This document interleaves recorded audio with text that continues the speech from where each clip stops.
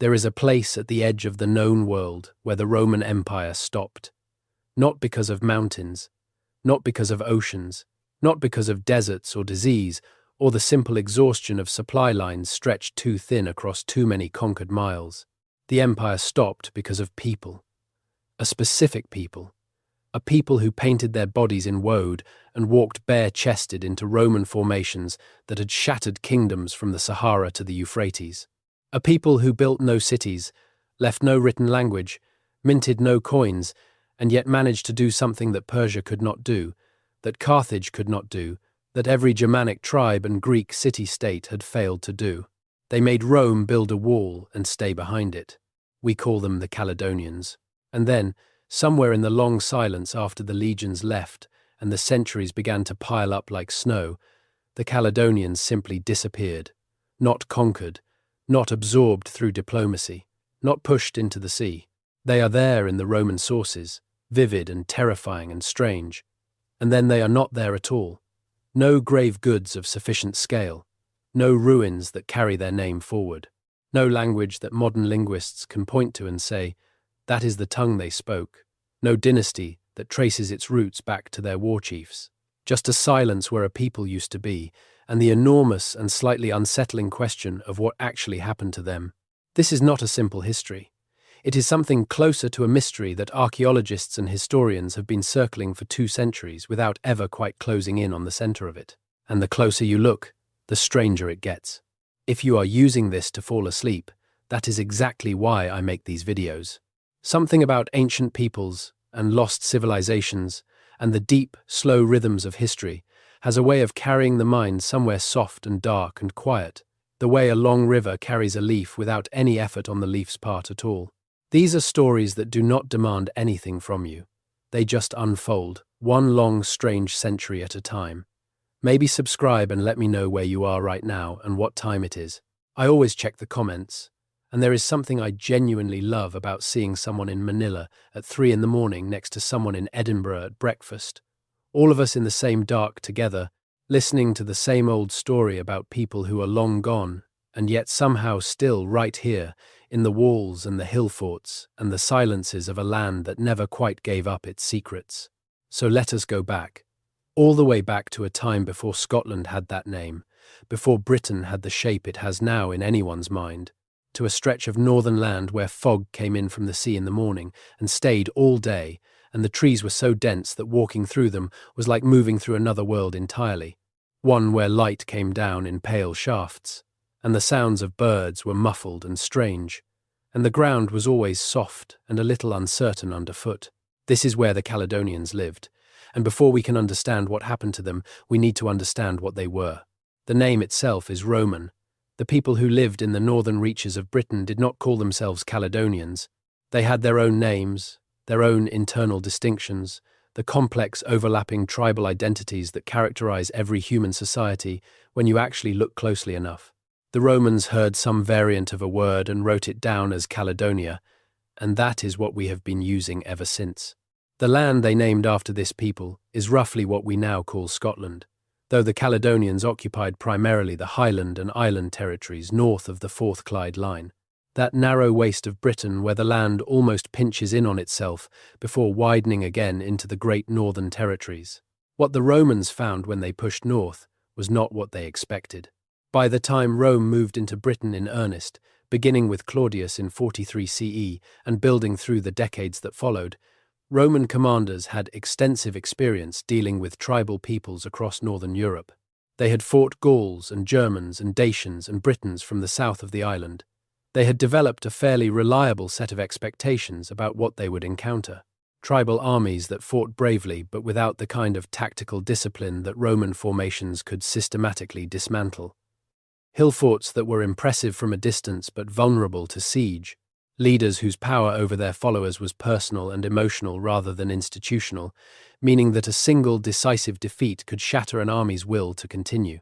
The Caledonians refused to cooperate with these expectations in ways that Roman commanders found deeply frustrating and occasionally catastrophic. The first serious Roman push into Caledonian territory came under Gnaeus Julius Agricola, who served as governor of Britain from 77 CE to 84 CE. Agricola was not a man who frightened easily. He had served in Britain before, understood the terrain, and had spent years methodically reducing the island's resistance through a combination of military force and calculated diplomacy. He pushed north with a confidence that was at least partially justified by his record. He built forts in a line across what is now central Scotland. He sent his fleet around the northern coast to gather intelligence and probe the enemy's flanks. He moved his legions north in a campaign that, by Roman standards, appeared to be going remarkably well. And then the Caledonians showed him what they actually were. The battle that resulted, which Tacitus records in his biography of Agricola, and which has been known ever since as the Battle of Mons Graupius, was not what either side expected. Agricola had pushed far enough north that the Caledonians could no longer simply melt away into the hills and wait him out. A coalition of tribes had gathered under a leader the Romans called Calgacus, which is the only Caledonian personal name we have from this period, and it may or may not be an accurate Roman transliteration of whatever his actual name was. Tacitus puts a speech in his mouth, as Roman historians habitually did, but the speech is worth pausing on for a moment, because even allowing for the literary conventions of the time, it tells us something about how Rome understood the people it was fighting. Tacitus has, Calgacus say, in the Latin that came down to us through centuries of manuscript copying, words that translate roughly as this: "They make a desert and call it peace." The full speech is longer and more complex, but that phrase has survived because it cuts through time like a blade through cloth. It is the formulation of a people who understand exactly what they are resisting and why, who have watched what Rome does to the peoples it conquers, and have made a conscious choice about what they prefer instead. The battle itself, fought somewhere in the northeastern highlands of Scotland at a location that has never been definitively identified, was a Roman tactical victory. Agricola's auxiliary infantry engaged the Caledonian front lines while his cavalry swept around the flanks, and the combination worked the way Roman military doctrine said it should. The Caledonian forces broke and retreated into the hills and the forest. Tacitus records 10,000 Caledonian dead and 360 Romans. Whether these numbers are accurate is another question entirely, because Roman historians had a tendency to inflate enemy casualties and minimize their own, but there was clearly a significant engagement, and the Caledonians clearly took heavy losses. And then the Caledonians simply refused to be defeated. This is the part that the bare military record does not fully capture. Agricola won the battle. His dispatches went back to Rome, claiming a great victory. Emperor Domitian, who had his own complicated relationship with military glory that he could not personally share, received the news with the kind of muted enthusiasm that powerful men show when a subordinate does something that makes them look relatively smaller. But the territory Agricola claimed to have won was not actually under Roman control. The Caledonians had retreated, but they had not surrendered. The forts Agricola built north of the Fourth Clyde Line were forts in contested space, not in pacified territory. The legions could march through the land, but they could not settle it, could not tax it, could not garrison it with the certainty that their garrisons would survive the winter. Within a few years of Agricola's recall to Rome in 84 CE, the northern forts were being abandoned. The question of why has occupied historians ever since, but the most significant factor appears to have been the sheer unsustainability of maintaining a Roman military presence in land where the native population had no intention of cooperating with Roman occupation and every intention of making that non-cooperation as violent and expensive as possible. The Caledonians had something that many of the peoples Rome conquered did not have, or had lost by the time Rome reached them. They had terrain that cooperated with their way of fighting. The highlands of Scotland are not easy country for a Roman army. The forts and roads and logistical networks that made Roman military power so formidable in open country and flat terrain became vulnerabilities in a landscape of mountains and bogs and dense forest and sea locks that cut deep into the time. Land without warning. An army that could not see more than 50 yards in any direction through the trees was an army that could not use its tactical advantages. And the Caledonians knew every path and hollow and crossing and ridge of that landscape the way you know the inside of your own home in the dark. What we get from the Roman sources, scattered across several writers across more than 3 centuries, is a portrait of a people who were spectacularly difficult to destroy and spectacularly easy to underestimate. Dio Cassius, writing in the late 2nd and early 3rd century CE, describes the Caledonian and related tribes in terms that are worth sitting with for a moment. He says they can endure hunger and cold and every kind of hardship. They plunge into swamps and live there for days, with only their heads above water. In the forests, they live on bark and roots. They prepare a kind of food which, if they swallow a small portion of it, they feel neither hunger nor thirst. He may be describing something like a concentrated food ration of the kind that northern peoples have made in various forms, or he may be exaggerating for literary effect, or both things may be simultaneously true. He also says that the Caledonians go into battle in chariots, that they carry small shields and daggers, and in addition two-edged swords. He says they are able to bear cold, hunger, and all manner of hardship. He says they live in tents, unclothed and unshod. He says they have their women in common. Some of these observations appear to be more reliable than others. The chariot warfare finds some archaeological support, though by the period Dio is writing about, it may have already been declining in use. The shed women claim is the kind of thing Roman writers attributed to barbarian peoples as a way of marking them as fundamentally different from civilized Romans, and it should probably be understood as cultural commentary rather than accurate ethnographic reporting. But the core impression that comes through across multiple Roman sources is consistent. The Caledonians were hardy, mobile, skilled at fighting in their own landscape, resistant to the kinds of pressure that had worked against other tribal peoples, and possessed of a social structure and value system that placed enormous importance on personal freedom and collective resistance to outside domination. They were also, by multiple accounts, physically imposing. Roman writers described them as large-limbed, with red hair and fierce expressions. Whether this is accurate physical description or literary convention, marking the Celtic adjacent peoples of the north as properly terrifying barbarians is impossible to say with certainty, but the consistency of the description across sources that had no reason to coordinate their impressions suggests it may reflect something real. What we can say with some confidence is that the Romans tried seriously, multiple times, to resolve the problem of Caledonia, and that they failed to do so on a timescale that made success meaningful. Agricola's campaign was the most ambitious. After his recall, there were further Roman military operations in the north, but none that achieved the comprehensive conquest of Caledonian territory. Emperor Hadrian, visiting Britain in 122 CE, made the decision that would define the northern frontier for the remainder of Roman Britain. He ordered the construction of a wall. Hadrian's Wall, stretching 73 miles from the Solway Firth in the west to the mouth of the Tyne in the east, is one of the most substantial building projects in Roman imperial history. The decision to build it was a recognition that the land to the north was not going to be pacified by any military operation Rome was prepared to sustain. The wall was not primarily a defensive structure in the modern sense. It was a controlled boundary, a place where movement could be monitored and taxed and managed. But it was also, unmistakably, an acknowledgement that there were people on the other side of it who were not going to be incorporated into the Roman world on Rome's terms. The wall was built. The Caledonians noticed. About 20 years later, Emperor Antoninus Pius pushed the frontier north again, ordering the construction of a second, shorter wall between the Forth and the Clyde, which we now call the Antonine Wall. This pushed the effective boundary of Roman control, something like 40 miles north of Hadrian's Wall, into territory that Rome had briefly claimed under Agricola and then abandoned. The Antonine Wall was occupied for roughly 2 decades before it was abandoned in its turn around 160 CE, and the frontier pulled back to Hadrian's Wall. This back and forth is significant. It tells us that the Romans were not simply uninterested in Caledonian territory. They tried multiple times to extend their control northward and were each time unable to sustain that control against a population that would not stop resisting. The Caledonians were not just inconvenient. They were genuinely beyond Rome's capacity to absorb, given what Rome was willing to spend on the attempt.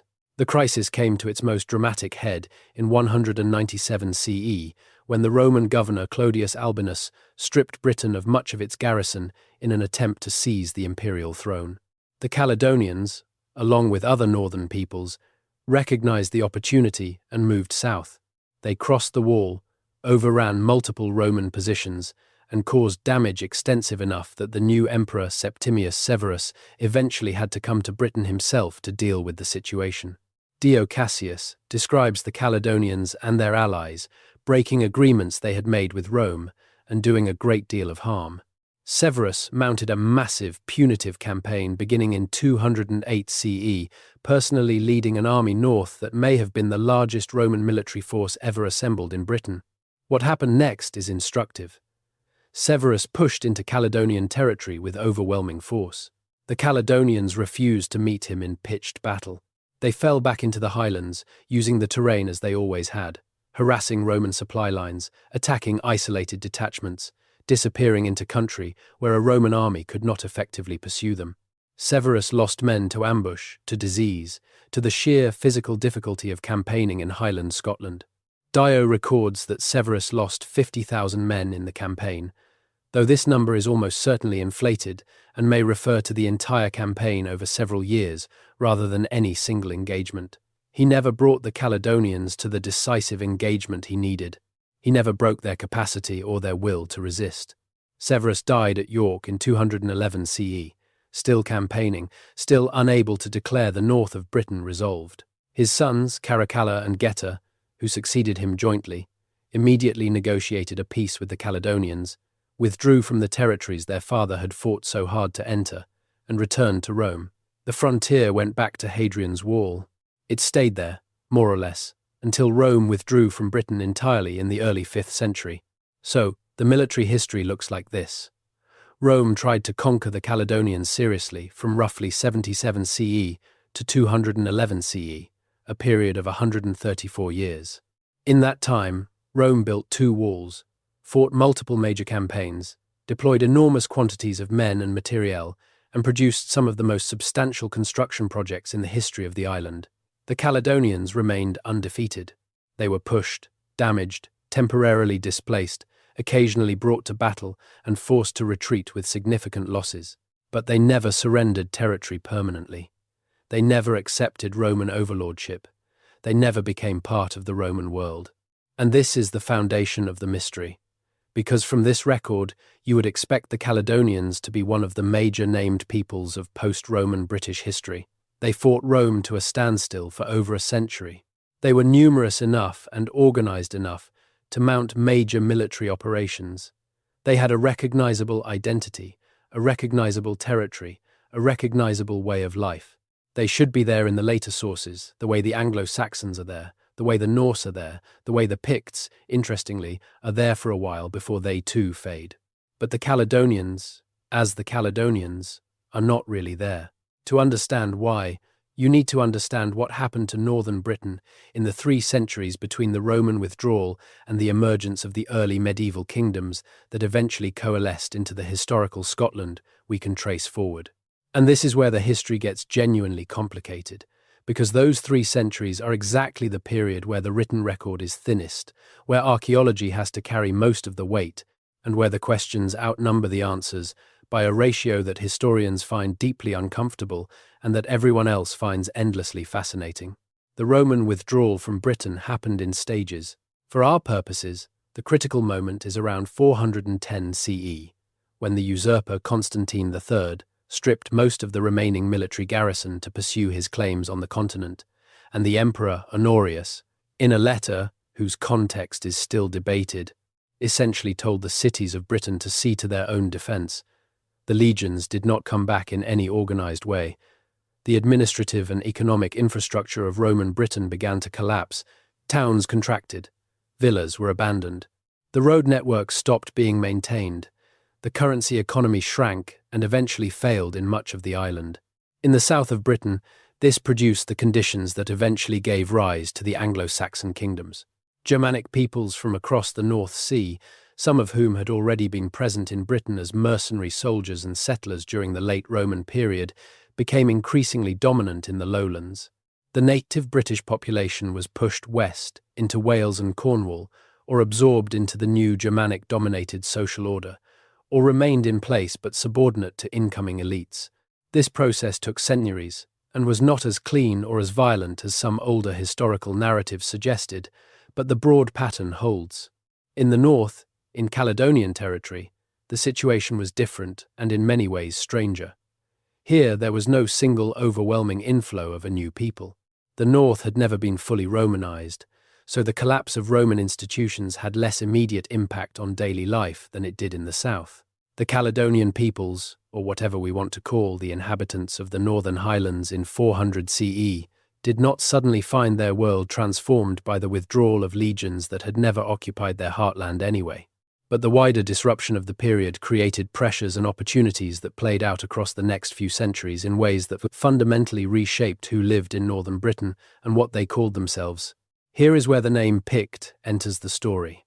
And here is where things get interesting, in a way that historians have been arguing about for a very long time. The Picts appear in the written sources in the late 3rd century CE as a new name for the peoples of northern Britain beyond the Roman frontier.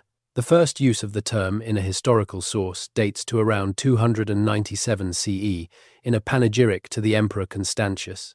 By the early medieval period, the Picts are a recognized kingdom or group of kingdoms occupying roughly the same territory the Caledonians had held. They appear in Irish annals and in Bede's ecclesiastical history and in various later sources as a distinct people with their own king lists and their own church and their own art tradition. The question that has consumed a remarkable amount of scholarly energy is this: were the Picts and the Caledonians the same people under a different name, or were the Picts a distinct people who somehow replaced or supplanted the Caledonians? The simple answer, the one that most modern historians would accept as a reasonable working hypothesis, is that the Picts were substantially the same population as the people Rome had called Caledonians, or at least included the Caledonians as a major component. The name Pict may derive from a Latin word meaning painted people, referring to the body decoration that multiple sources mention, or it may be a Latinization of whatever these people actually called themselves. The geographical correspondence between Caledonian territory and Pictish territory is strong. The continuity of hill-fort settlements and other archaeological signatures suggests population continuity rather than replacement. But if that is true, if the Picts are essentially the Caledonians under a new label, then the mystery shifts rather than disappears. Because the Picts also vanish. Not in the same way, not in the same silence, but they too cease to appear as a distinct people in the historical record after a certain point. Their kingdom is absorbed into the kingdom of Alba, which eventually becomes Scotland, and after the 9th century the Picts as a named entity are gone. Their distinctive symbol stones, those extraordinary carved monuments with abstract symbols whose meaning has never been definitively decoded, are among the most mysterious artistic traditions in all of European prehistory. No one today speaks a language that can be confidently identified as Pictish. No text survives in their language of sufficient length to allow reconstruction. So we have a double disappearance. The Caledonians become the Picts, or the Picts incorporate the Caledonians, and then the Picts themselves dissolve into the early Scottish kingdom and stop being named as a distinct people.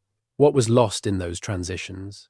What happened to the specific cultural identity, the specific social structures, the specific ways of knowing the world that the Caledonians had maintained against Rome for over a century? To begin to answer that, you need to look more carefully at what the Caledonians actually were, not just as a military force, and not just as a Roman ethnographic subject, but as a society. And here the evidence becomes thinner and more difficult to interpret, but it does not disappear entirely.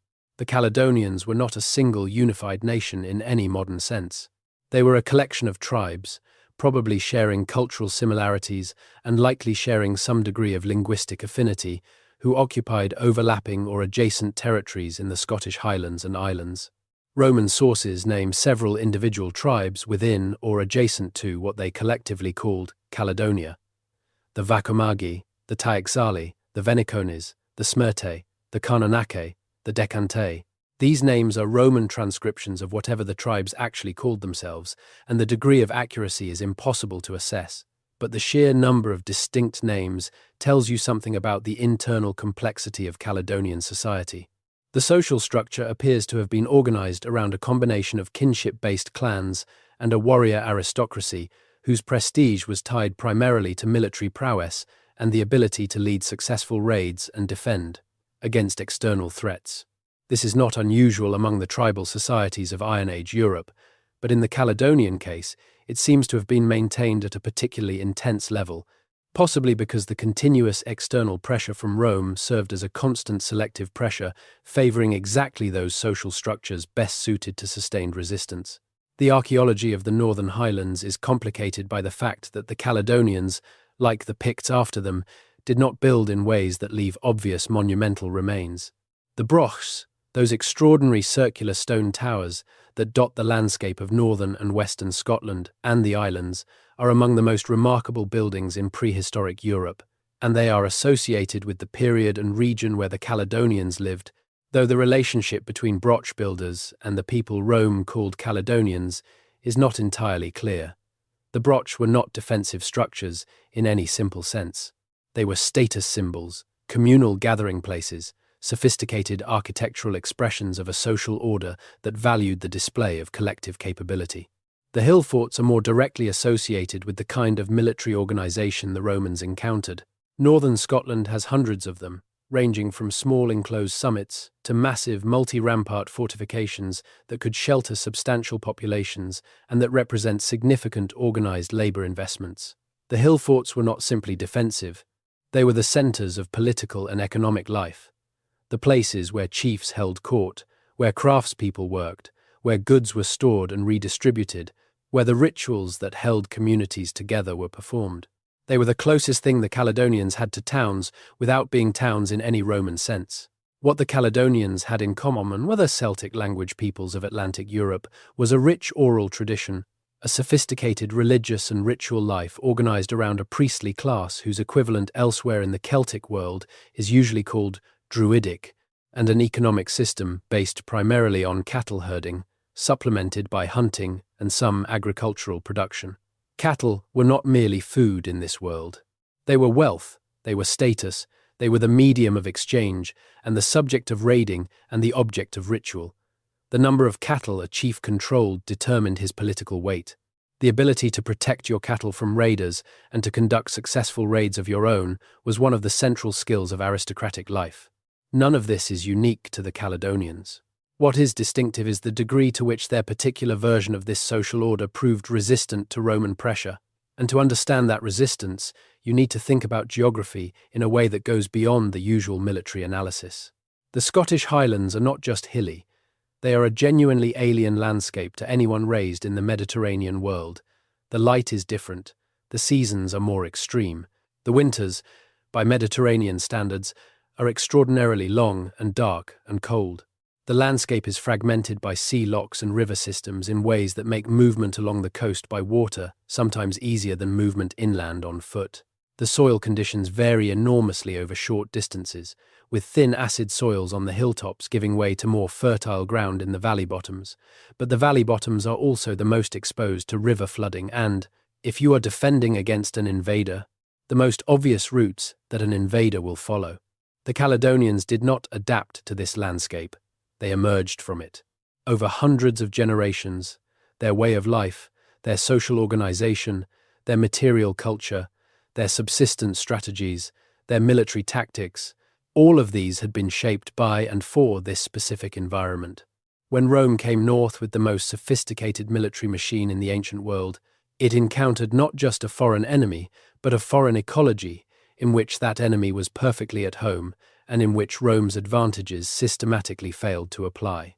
The Roman army was, at its most effective, a machine for the application of disciplined force in open terrain against an enemy that could be brought to battle and held there long enough for Roman tactical superiority to tell. Against an enemy that refused to be brought to battle, that retreated into terrain where Roman formations could not maintain their discipline, that was willing to accept substantial losses in raid and ambush and fight again the next season and the season after that. The Roman military machine had no adequate answer, not because Roman commanders were unintelligent, but because the system had been optimized for different conditions. This is why the Caledonians terrified every civilization that came to Britain, not because they were uniquely savage or supernatural or possessed of some quality that made them invincible. They terrified civilizations because they were invincible in their own place.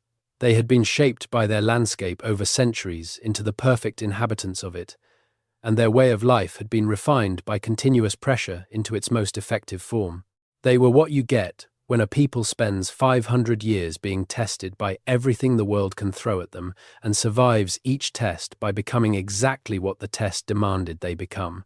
Rome built a wall, not because Rome feared the Caledonians in some abstract emotional sense, but because Rome's accountants and strategists did the calculation and determined that the cost of adding northern Britain to the empire was not justified by anything the north contained that Rome needed. The north had no great cities to loot, no wealthy agricultural plains to tax, no strategic resources whose control would pay back the investment of conquering them. What the north had was difficult terrain, determined inhabitants, and the promise of endless expensive campaigning with no clear endpoint. Rome made the rational decision and stopped. But before Rome stopped entirely, before the wall became a permanent boundary rather than a temporary frontier, there was one more attempt to resolve the question of Caledonia by force. And this attempt produced the most vivid portrait we have of Caledonian society in action. Septimius Severus's campaign of 208 to 211 CE was, by any measure, an extraordinary military undertaking. Severus was not young when he came to Britain. He was in his early 60s, suffering from gout severe enough that he sometimes had to be carried in a litter rather than riding.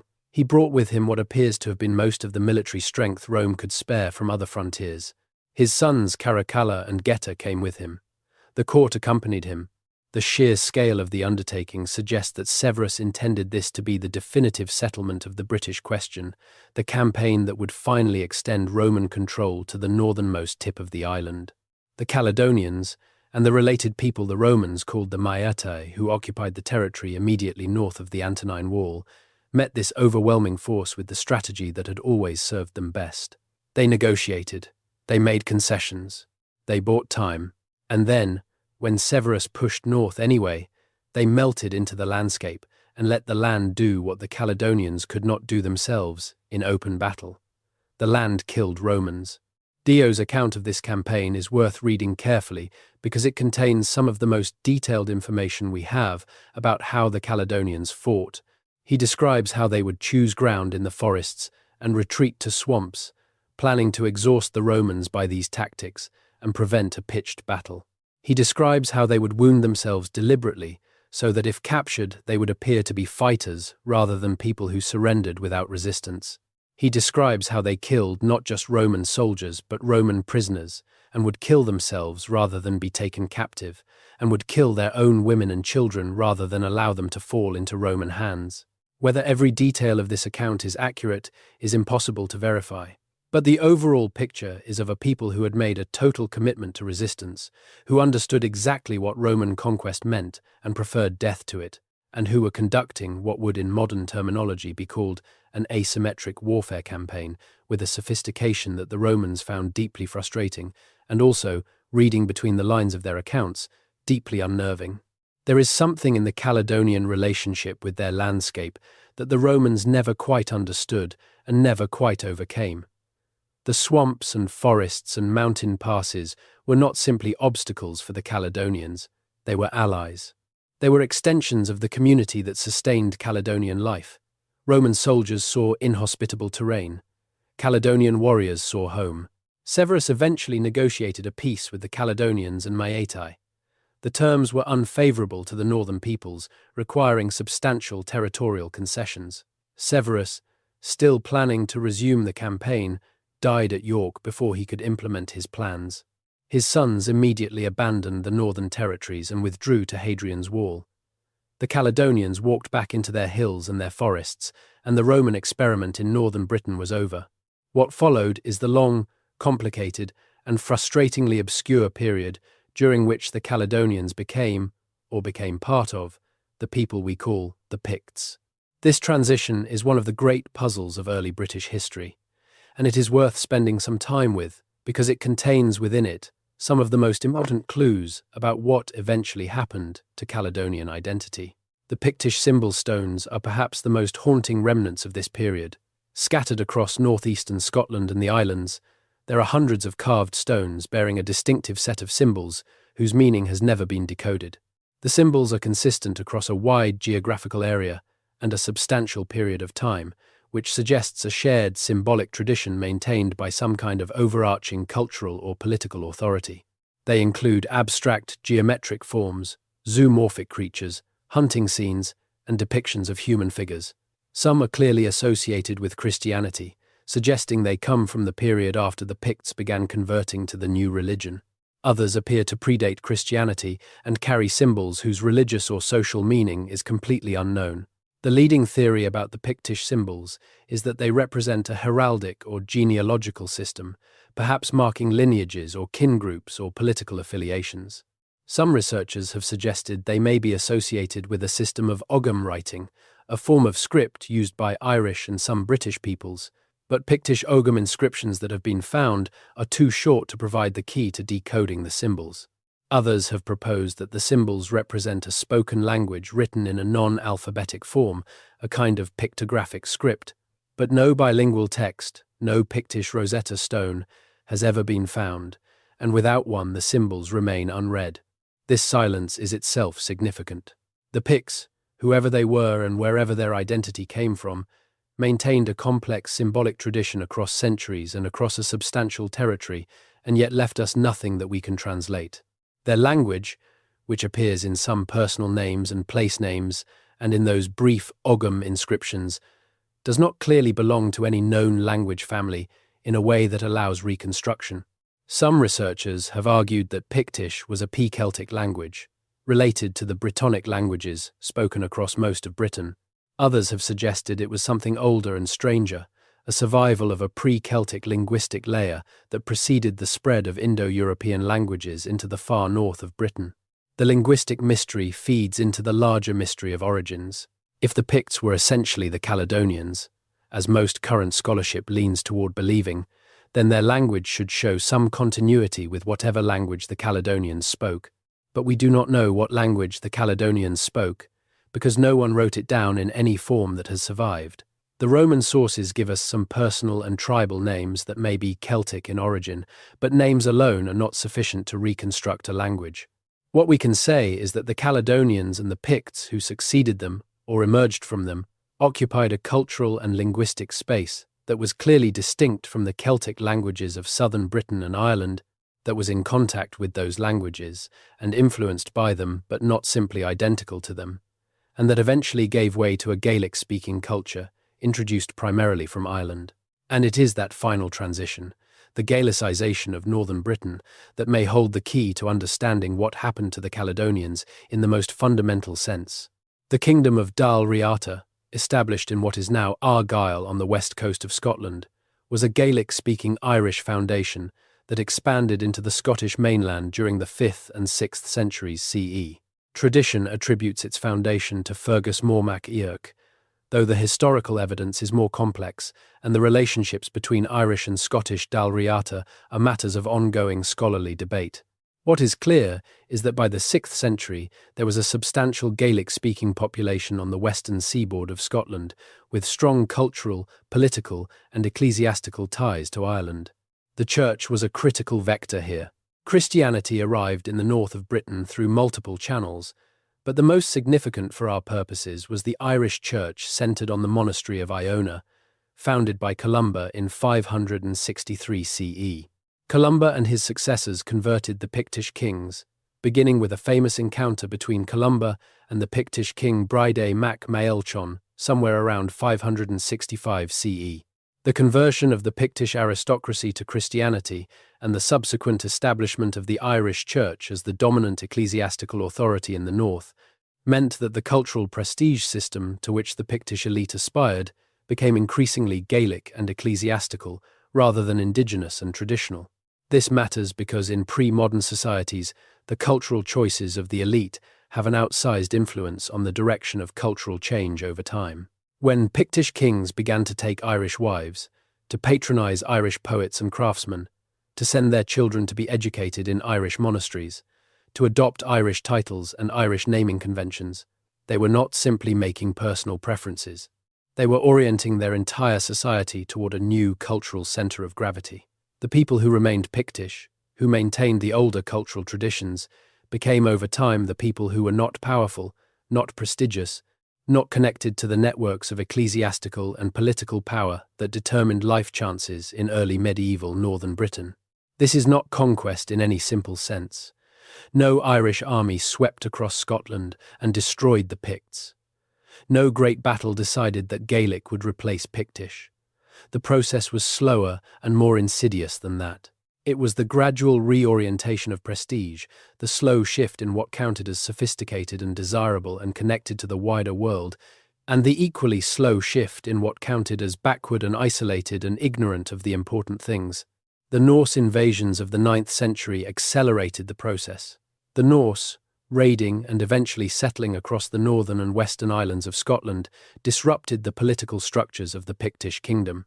The Viking attacks on Iona, beginning in 795 CE and culminating in the martyrdom of the monks in 806 CE, shattered the great monastery that had been the cultural heartland of Gaelic Christianity in the north.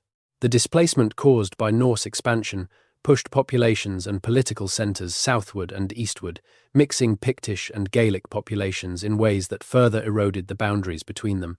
By 843 CE, when Kenneth MacAlpin is traditionally said to have united the kingdoms of the Picts and Dalriata, the distinction between the two had already been blurring for generations. Whether Kenneth was himself Pictish or Gaelic or some mixture is debated. What is clear is that the kingdom he created, which eventually became known as Alba and then as Scotland, was a Gaelic-speaking kingdom. The Pictish language, whatever it was, ceased to be spoken. The Pictish symbol tradition ceased to be maintained. The specific cultural identity that had evolved in the Northern Highlands from at least the Iron Age, that had terrified Rome and survived Rome's best attempts to destroy it, faded into a new synthesis that kept some elements and lost others, and eventually called itself something different. So was this the answer to the mystery? Did the Caledonians simply become the Picts and then the Scots, their identity absorbed and transformed through cultural contact and political change until the specific thing that had been Caledonian was diluted beyond recognition? That is partly true. The genetic continuity is real. The population of the Scottish Highlands today includes many people who are, in some biological sense, descended from the Caledonians. The blood has not vanished. The DNA has not been entirely replaced. Studies of ancient DNA from Scottish sites are beginning to trace the lineages, though the field is still developing and the picture is incomplete. But biology is not the whole of what a people is. The Caledonians were not defined only by their genetics. They were defined by their language, their social structures, their ritual practices, their relationship with their landscape, their accumulated knowledge of how to live in and defend the specific place they inhabited, and their collective memory of who they were and where they came from. And that cultural inheritance, the non-biological dimension of what the Caledonians were, did not simply transmit intact into the new Gaelic synthesis. Some of it was lost, some of it was deliberately erased, some of it went underground, surviving in folk practice and oral tradition and landscape knowledge in forms that were no longer legible as specifically Caledonian. To understand how this happened, you need to think about what the conversion to Christianity meant for a society organized around an oral culture and a set of ritual specialists whose power derived from their knowledge of that oral tradition. The Druids, or whatever the equivalent priestly class was called in Caledonian society, were not simply religious functionaries. They were the memory of the community. They were the people who kept the genealogies, who knew the legal traditions, who could recite the histories of the kin groups and their obligations to each other and to the land. When the church replaced the Druidic tradition as the primary keeper of learning and knowledge and social memory, it replaced it with something organized around literacy, around the writing down of knowledge in Latin, rather than its preservation in memory in the vernacular language. The things that got written down in Latin survived. The things that existed only in memory and that were not translated into the new literate tradition did not survive, except in fragmentary and distorted forms. And the Druidic tradition, across the Celtic world, was not a tradition that wrote things down. It was a tradition that deliberately maintained its knowledge in the more demanding and more exclusive form of oral transmission. When the people who carried that tradition were converted, when their role was replaced by the priest and the scribe, the knowledge they carried did not automatically transfer into the new system. It thinned, it simplified, It became folklore and legend and half-remembered custom rather than the living intellectual tradition it had been. This is one of the most significant losses in the cultural history of northern Britain. We do not know what the Caledonian Druids knew, what their cosmology was, how they understood the relationship between humanity and the natural world, what their legal traditions were, what stories they told about the origins of the people and the land. All of that is gone, not because it was stupid or wrong or unworthy of preservation, but because the civilization that replaced them did not have the interest or the infrastructure to preserve it. What survived are echoes. The place names of Scotland carry within them fragments of the older languages, traces of the Pictish and pre-Pictish linguistic layers that underlie the Gaelic surface of the modern map. Abernethy, Magle, Forres, Arbroath, these names encode older sounds, older words, older ways of understanding the land. The folk traditions of the Highlands, the stories of supernatural beings and sacred springs, and the specific properties of specific places, preserve fragments of a ritual geography that may go back to the Caledonian period, though teasing out what is genuinely ancient from what was added later is extraordinarily difficult work. The archaeology of the Highland landscape continues to produce surprises. Survey work using LiDAR technology, which allows archaeologists to strip away the visual clutter of modern vegetation and see the underlying shape of the land, has revealed the scale of prehistoric human modification of the Scottish landscape in ways that challenge older assumptions about how sparsely populated and lightly managed the highland environment was. The Caledonians did not live in a wilderness. They lived in a managed landscape, a mosaic of cleared ground and maintained forest and cultivated soil that had been shaped by human activity for millennia before the Romans arrived. The hill forts are being reassessed.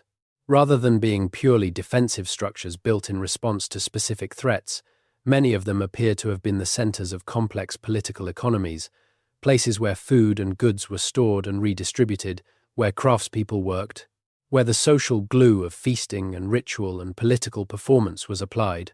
They were not signs of a society under siege so much as signs of a society that had organized itself around particular kinds of power and display. The metalwork is extraordinary. The Caledonian and Pictish periods produced torques and brooches and horse trappings of spectacular quality, demonstrating the presence of sophisticated craft traditions and the patronage systems needed to support specialist craftspeople. The Pictish silver hoards, discovered at sites like Norrie's Law and St Ninian's Isle, contain objects of remarkable beauty and technical accomplishment. These are not the products of a primitive society. They are the products of a society with complex aesthetic values, substantial accumulated wealth, and the organizational capacity to sustain specialist artisans across generations.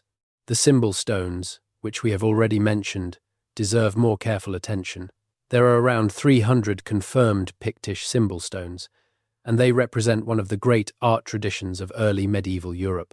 The symbols themselves, whatever they mean, are executed with a precision and a consistency that speaks to a sustained tradition of artistic training and cultural reproduction.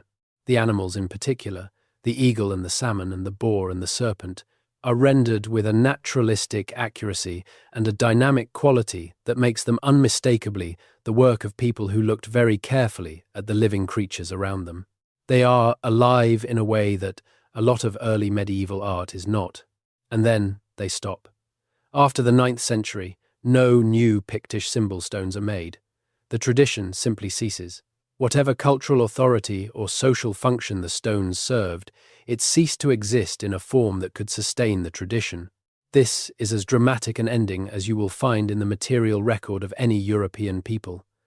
Not a gradual decline, not a slow simplification, but an end. The stones already standing remain in the landscape, weathering slowly, their symbols fading but still present, but no one makes new ones. Why? The most obvious answer is political.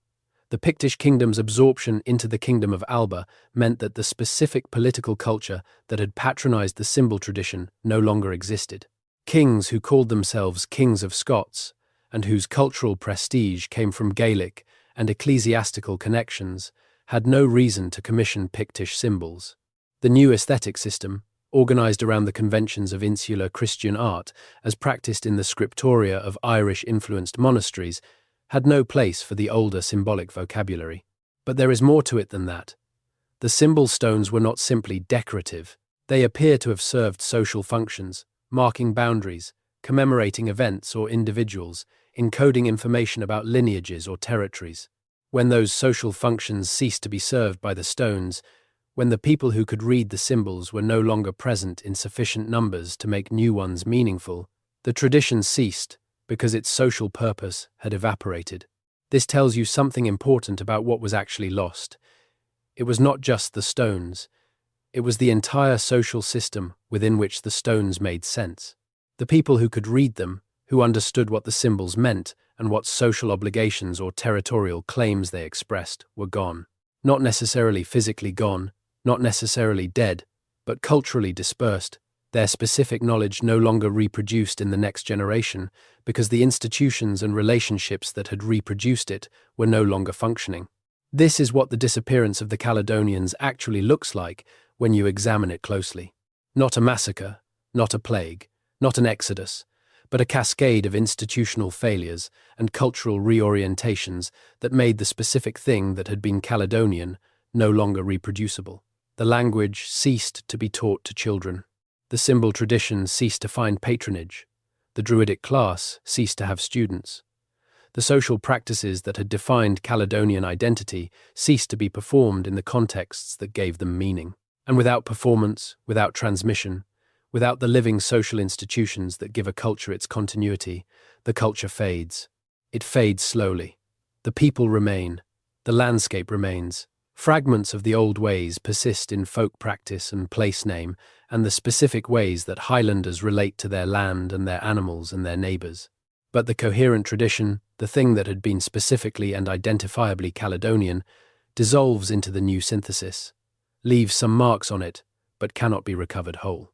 And here is where the mystery deepens, in a way that is genuinely disturbing if you think about it carefully. The Caledonians did not lose. They were not conquered, they were not destroyed. The civilization that finally dissolved their specific identity was not Rome, which had failed repeatedly to do exactly that. It was Christianity. It was the Irish Church. It was the gradual prestige shift toward a Gaelic cultural model that eventually made being Caledonian or Pictish seem backward by the standards of the new world that was emerging. Rome could not break them with force.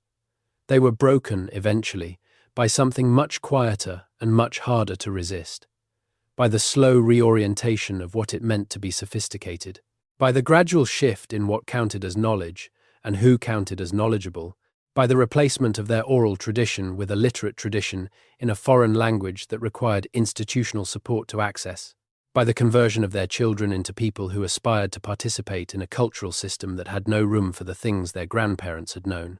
This is a pattern that repeats across history, and it is one of the reasons the Caledonian story resonates in ways that go beyond its purely local significance.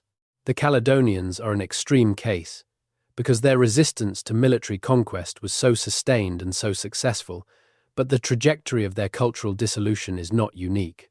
It is the trajectory of indigenous cultures that are not destroyed by violence but are gradually reconfigured by the cultural gravity of a dominant adjacent civilization until what remains is no longer recognizable as what it was.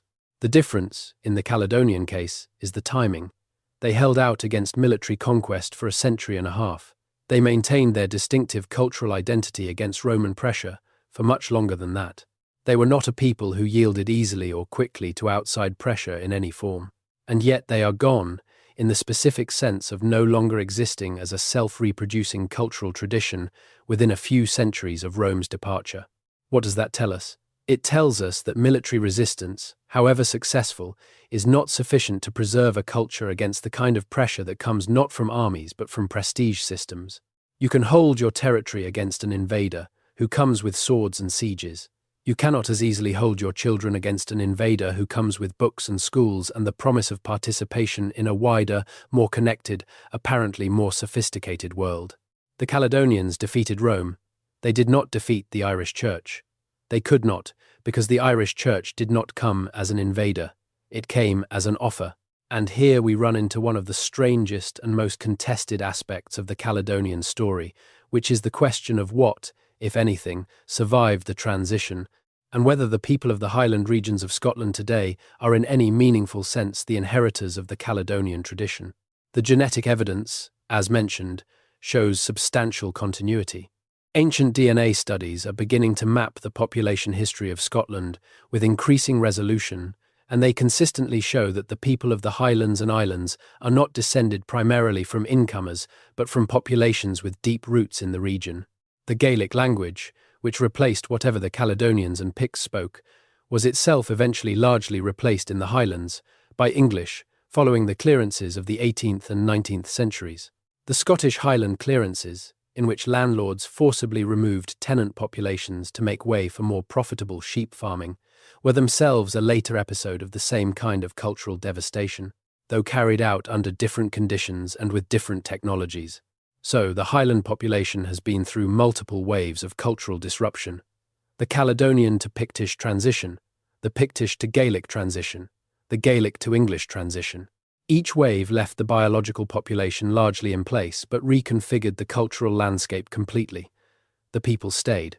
What they spoke, what they remembered, what they called sacred, what they understood about their own origins, all of this changed. What remained, stubbornly, and in forms that resisted the pressure toward assimilation better than the formal cultural institutions did, were the relationships with landscape. The specific ways that Highland communities related to particular hills and lochs and rivers, the folk beliefs attached to specific places, the sense that certain places were powerful or sacred or dangerous in ways that had nothing to do with Christianity, but that Christianity had not entirely managed to erase. These things persisted in forms that archaeologists and anthropologists and folklorists have been documenting since the 19th century, and that are still, in attenuated forms, present today. The Highland landscape is marked by Caledonian and Pictish presence in ways that are not obvious, but that accumulate into something significant if you look carefully. The carved stones are there, standing in fields and churchyards and on hilltops, still bearing their indecipherable symbols. The hill forts are there, their ramparts grass-covered now, and their interiors archaeologically rich but visually ambiguous. The brochs are there, their circular towers still standing to considerable heights in some cases, still impressive, still architecturally sophisticated, still clearly the work of people who knew what they were doing. The place names are there, carrying the older linguistic layers in their syllables. And there is something else, something harder to quantify but impossible to ignore if you spend time in the Highland landscape. The land itself seems to remember something that the human inhabitants have largely forgotten. The scale of the place, the quality of the light, the specific ways that weather moves through the glens, the relationship between the visible topography and the underlying geology, all of this is as it was in the Caledonian period. The hills are the same hills. The lochs are the same lochs. The passes that Caledonian warriors knew and used to outmaneuver Roman legions are still the passes. The Caledonians are gone in the sense that they no longer exist as a self-reproducing cultural tradition, but they are present in the landscape in the sense that the landscape they shaped and were shaped by is still recognizably the same landscape. The brochs they built, the hill forts they maintained, the field systems they cleared, the paths they wore through the heather, these things persist, some of them visible, many of them hidden just below the surface of the modern landscape, waiting for the right technology, or the right researcher, or the right set of questions to bring them back into view. And here is where the mystery becomes something more than historical curiosity. Because what we are looking at when we look at the Caledonians is not just a fascinating story about ancient warriors who once terrified the Romans. We are looking at a case study in what happens when a culture that has developed in profound relationship with a specific place over hundreds of generations is subjected to the kind of pressure that does not destroy it outright, but gradually makes it impossible for that culture to reproduce itself in its full form. The Caledonians knew something about the land of northern Britain that we do not know. They had accumulated over centuries of close observation and practical experience, a body of knowledge about how to live in that specific place, how to read its weather and its seasons and its animals and its plants, how to navigate it in conditions that would be genuinely dangerous to the uninitiated, how to find its resources and avoid its hazards and work with its rhythms rather than against them. That knowledge was their most important survival technology. It was what made them able to defeat Rome, Not the courage of their warriors, though that was real, but the accumulated practical intelligence of a people who had spent generations learning their place. When that knowledge ceased to be transmitted, when the institutions that had reproduced it for centuries were replaced by institutions organized around different priorities and different geographies, it was lost. Not immediately and not completely, but in the deep forms that had made it most powerful, it was lost. The brocks are still there, the symbol stones are still there, the hill forts are still there, the landscape is still there. But the knowledge that animated them, the specific understanding of how to live in that place as the Caledonians lived, that is gone, and the silence where it used to be is one of the most interesting and most haunting silences in the history of the British Isles. There are scholars today who are trying to recover fragments of that knowledge. Archaeologists using LiDAR and geophysical survey to map the settlement patterns of the Caledonian and Pictish periods. Geneticists tracing the population history of the Highlands through ancient and modern DNA. Linguists working on the fragments of Pictish language that survive in place names and inscriptions, trying to understand what language family it belonged to and what it might tell us about the origins of the people who spoke it. Historians working with the Roman sources and the early medieval annals, trying to reconstruct the political history of the period with more accuracy than previous generations. All of this work is valuable, all of it is producing new knowledge, but it is also worth acknowledging what it cannot recover. The oral tradition is gone. The cosmological framework within which the Caledonians understood their existence is gone. The specific relationships between specific communities and specific places that gave the symbol stones their meaning are gone. The names in the Caledonian language for the hills and glens and lochs that Roman soldiers struggled to march through are gone. We have the shell, we do not have what animated the shell. And perhaps that is the most honest answer to the question of what happened to the Caledonians. They did not vanish without a trace. They left many traces. The problem is that most of those traces are in a language we cannot read, encoding a knowledge we cannot recover, expressing a relationship with a place that we can only approximate rather than understand from the inside. The Romans built a wall because the Caledonians could not be conquered. History eventually accomplished what Rome could not through force, but through the slow gravity of cultural change. And the people who live in the Highlands today, speaking English and Gaelic and Scots, are the descendants of the people who defeated Rome, carrying in their bodies the genetic legacy of those painted warriors, and in their landscape the physical remnants of the civilization those warriors built, but separated from the understanding of those things by centuries of cultural dissolution and replacement. The Caledonians terrified Rome. They survived Rome, and then they were gradually, peacefully, and irreversibly transformed into something that had no name for what they had been. That is the mystery. And in some sense, it is a mystery that admits no final solution, because what was lost cannot be recovered from what remains.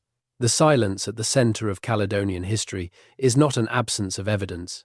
It is an absence of understanding, and those are very different things. Let us go back even further, before the Roman campaigns, before the hill forts and the brocks, before the period when the name Caledonian first entered the historical record.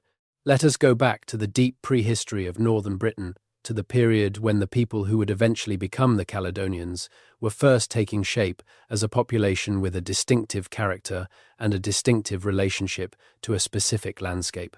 The end of the last ice age, roughly 10,000 years ago, left Scotland under thousands of feet of ice sheet that had been grinding down the landscape for tens of thousands of years. When the ice retreated, it left behind a radically modified landscape, scraped and scoured and deposited in new configurations, with lochs where the ice had gouged deep basins, and moraines where it had dropped its debris, and sea levels that were initially lower than today, as the weight of ice had pressed the land down, then gradually rose as the ice melted, and the land itself rebounded. Into this newly deglaciated landscape came the first human inhabitants of Scotland. They came from the south, following the retreating ice, moving into territory that had been uninhabitable for the previous glacial maximum. These were hunter-gatherers, Mesolithic people who lived by hunting and fishing and gathering wild plant foods, who moved seasonally through the landscape following the availability of resources, who left their traces in the form of flint scatters and shell middens, and occasionally the hearths and structures of temporary camps. The Mesolithic occupation of Scotland lasted from roughly 10,000 years ago to around 4,000 years ago, when farming arrived from the south and east in the form of the Neolithic Revolution. The Mesolithic people of Scotland were not Proto-Caledonians in any direct sense, but they were the founders of the deep relationship between human communities and the Scottish landscape. Over 6,000 years of intensive hunting and fishing and gathering, they built up an intimate knowledge of the land and sea and their resources. They learned the seasonal patterns, the migration routes of the deer, the spawning runs of the salmon, the locations of the shellfish beds, and the stone sources, and the flat ground suitable for camps. They began to modify the landscape through fire management, and possibly through more deliberate interventions, in ways that shaped its ecology for their successors. When farming arrived, the Scottish Highlands did not adopt it as completely as the lowland areas did. The climate and terrain of the Highlands were better suited to pastoralism than to arable farming, and the communities of the Highland zone maintained a more mixed economy, with more hunting and gathering alongside their herding and their small-scale cultivation than the communities of the English lowlands did. This partly explains why the Highlands retained a more conservative, less urbanized social character through the Bronze Age and into the Iron Age, and why the social structures that the Romans eventually encountered still bore strong traces of a hunter-gatherer social logic, even though the economy was primarily pastoral. The Bronze Age in Scotland, roughly from 2200 BCE to 700 BCE, saw the construction of the stone circles and standing stones that mark the Highland landscape as distinctively sacred. Callanish on Lewis, Ring of Brodgar in Orkney, the numerous smaller circles and individual standing stones scattered across the mainland. These are the architectural legacy of a period when the spiritual and political life of Highland communities was organized around astronomical observation and ritual performance in landscape settings of deliberate grandeur. The people who built these structures were not the Caledonians as Rome encountered them, but they were the ancestors of those people, and the tradition of reading meaning into the landscape and marking it with permanent stone monuments did not end with the Bronze Age. The hill forts begin to appear in significant numbers during the late Bronze Age and early Iron Age, from roughly 800 BCE onward. Their proliferation suggests a period of increasing social complexity and political competition when communities found it necessary or desirable to invest in enclosed, defensible high-ground sites as centers of political and economic life. The causes of this shift are debated, but likely include population growth, climate change that may have made agricultural production less reliable and therefore more worth defending, and the increasing importance of metalwork, particularly iron, as a source of wealth and power that required institutional protection. By the time the Romans reached northern Britain, the hill fort culture of the Scottish Highlands had been developing for at least 800 years. The social institutions that made the hill forts work, the political authority of chiefs, the warrior aristocracy, the pastoral economy centered on cattle, the craft specializations in metalwork and textile production, all of these were not recent innovations, but deeply rooted traditions with centuries of development behind them. The Caledonians that Agricola encountered were not a primitive people in the sense of being simple or undeveloped. They were a mature culture in the sense of having had centuries to refine their institutions and adapt them to their specific circumstances. This is crucial to understanding their military effectiveness. The Caledonians did not defeat Rome's initial campaigns because they were lucky or because the Romans were incompetent. They defeated them because they had spent centuries developing exactly the kind of social organization and tactical repertoire that was most effective in their specific landscape against exactly the kind of challenges they actually faced. The coalition warfare that allowed multiple tribes to unite under temporary leadership against a common enemy, the use of the landscape as a tactical element, the willingness to accept the loss of hill forts and settlements and fall back to less accessible terrain rather than defend fixed positions, the ability to sustain resistance through multiple seasons without surrendering to the attrition that typically broke tribal resistance to Rome, all of these were not accidental. They were the products of a long evolution of social and military institutions in response to specific pressures and in a specific environment. The Romans who encountered the Caledonians were encountering the end product of a long process of cultural refinement. They were not encountering something simple. They were encountering something very specifically adapted, which is a different thing entirely and much more difficult to overcome. Now let us think about the world the Caledonians inhabited in a different dimension. Not the military and political dimension, not the dimension of hill forts and alliances and tactical maneuvering, but the dimension of the sacred, the ritual, the cosmological. Because the Caledonians, like all societies of their time and type, lived in a world that was saturated with spiritual significance. The landscape was not inert terrain to them. It was a living entity populated by beings and forces that required propitiation and that could be allied with or offended. The relationship between the human community and the natural world was understood not as a utilitarian relationship between users and resources, but as a network of obligations and gifts and dangers that required careful navigation by people who knew what they were doing. The Druidic tradition, or whatever it was called in this specific cultural context, was the institution responsible for maintaining those relationships. The Druids were not simply priests in the sense of functionaries who performed religious ceremonies. They were the repositories of a complex body of knowledge about the relationships between human communities and the natural world, about the legal and political frameworks within which human communities related to each other, about the cosmological framework within which all of this took place.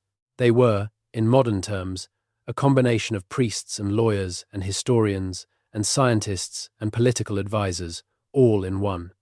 Their training took decades. Their authority was enormous. Their knowledge was held in memory rather than written down, which made it powerful because it was difficult to access without their cooperation, and vulnerable because it depended entirely on continuous living transmission. When the Druids ceased to exist as an institution, the knowledge they held ceased to be accessible. Some of it may have been partially preserved in the folklore traditions that continued to develop in the Highland communities.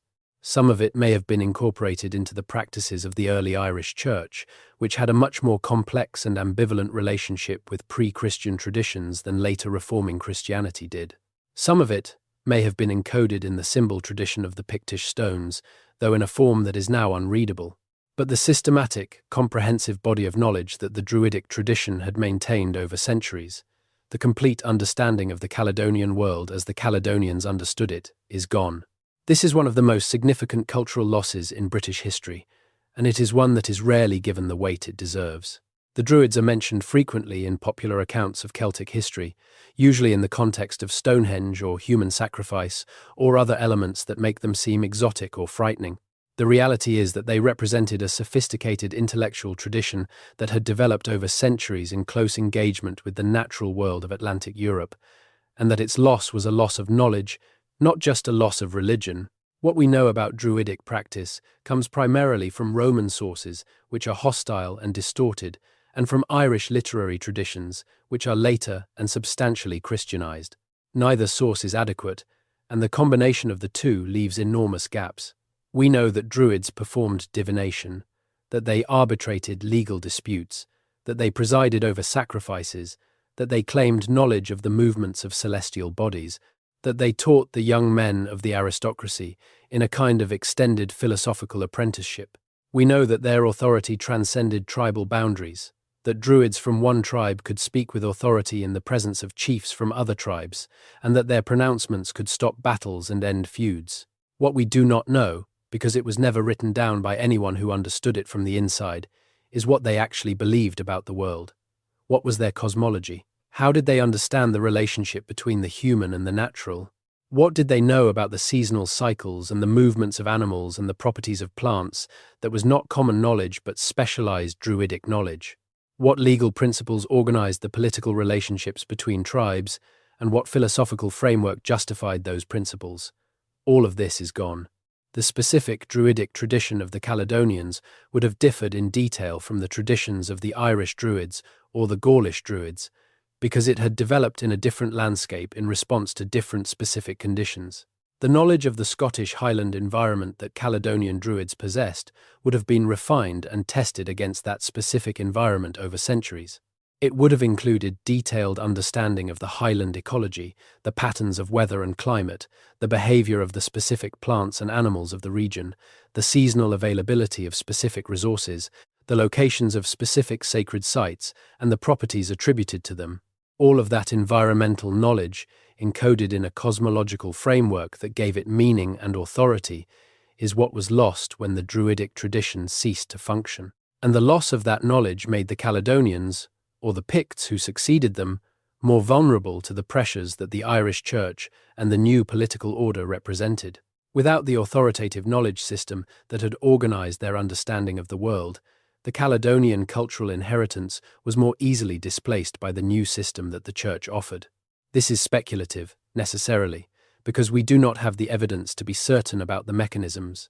But the pattern is consistent with what we know about how knowledge systems work and how their loss affects cultural resilience. A culture that has strong institutions for reproducing its core knowledge can maintain its identity under substantial external pressure. A culture whose knowledge reproduction system has been disrupted is far more vulnerable to the kind of slow cultural displacement that the Caledonians underwent in the post-Roman centuries. The Christians who converted the Highland peoples were not stupid about this. The conversion strategy employed by the Irish Church was one of the most sophisticated missionary programs in the history of the early medieval world, and a central element of it was the replacement of existing knowledge authorities with church-based authorities. The monastery replaced the Druidic school, the priest replaced the Druid, the Latin text replaced the oral tradition, the Christian calendar replaced the Druidic ritual year.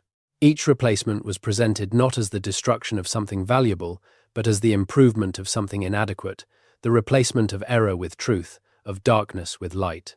The Caledonian and Pictish peoples who accepted Christianity, and who accepted it within a relatively short period of the early medieval era, were not accepting it against their will. The conversion was largely voluntary, or at least not coerced in the direct military sense. People accepted Christianity because it offered real things, access to literacy and to the international network of learning that literacy enabled, medical knowledge from the classical tradition as preserved in monastic libraries, political connections to other Christian kingdoms, the prestige of belonging to a universal religious community with direct connections to Rome and Jerusalem and the great centers of the Mediterranean world. What they did not fully understand, or perhaps understood and accepted anyway, is what they were giving up. The conversion was a trade, and like many trades, it looked better at the moment of exchange than it looks in retrospect. What the church offered was real and valuable. What was lost was also real and valuable, but it was harder to see its value when the Druidic tradition was present than it is now that it is absent. When you have a functioning knowledge system, it seems like background, like the air you breathe. When it is gone, the gap is visible. The Caledonians gave up something that they could not get back. And the culture that emerged from the conversion, the Gaelic-speaking Christian culture of the Highland region, was in many ways a remarkable achievement. The Book of Kells, the Lindisfarne Gospels, the great monastic traditions of the Irish Church, these are genuine, artistic, and intellectual accomplishments of the highest order.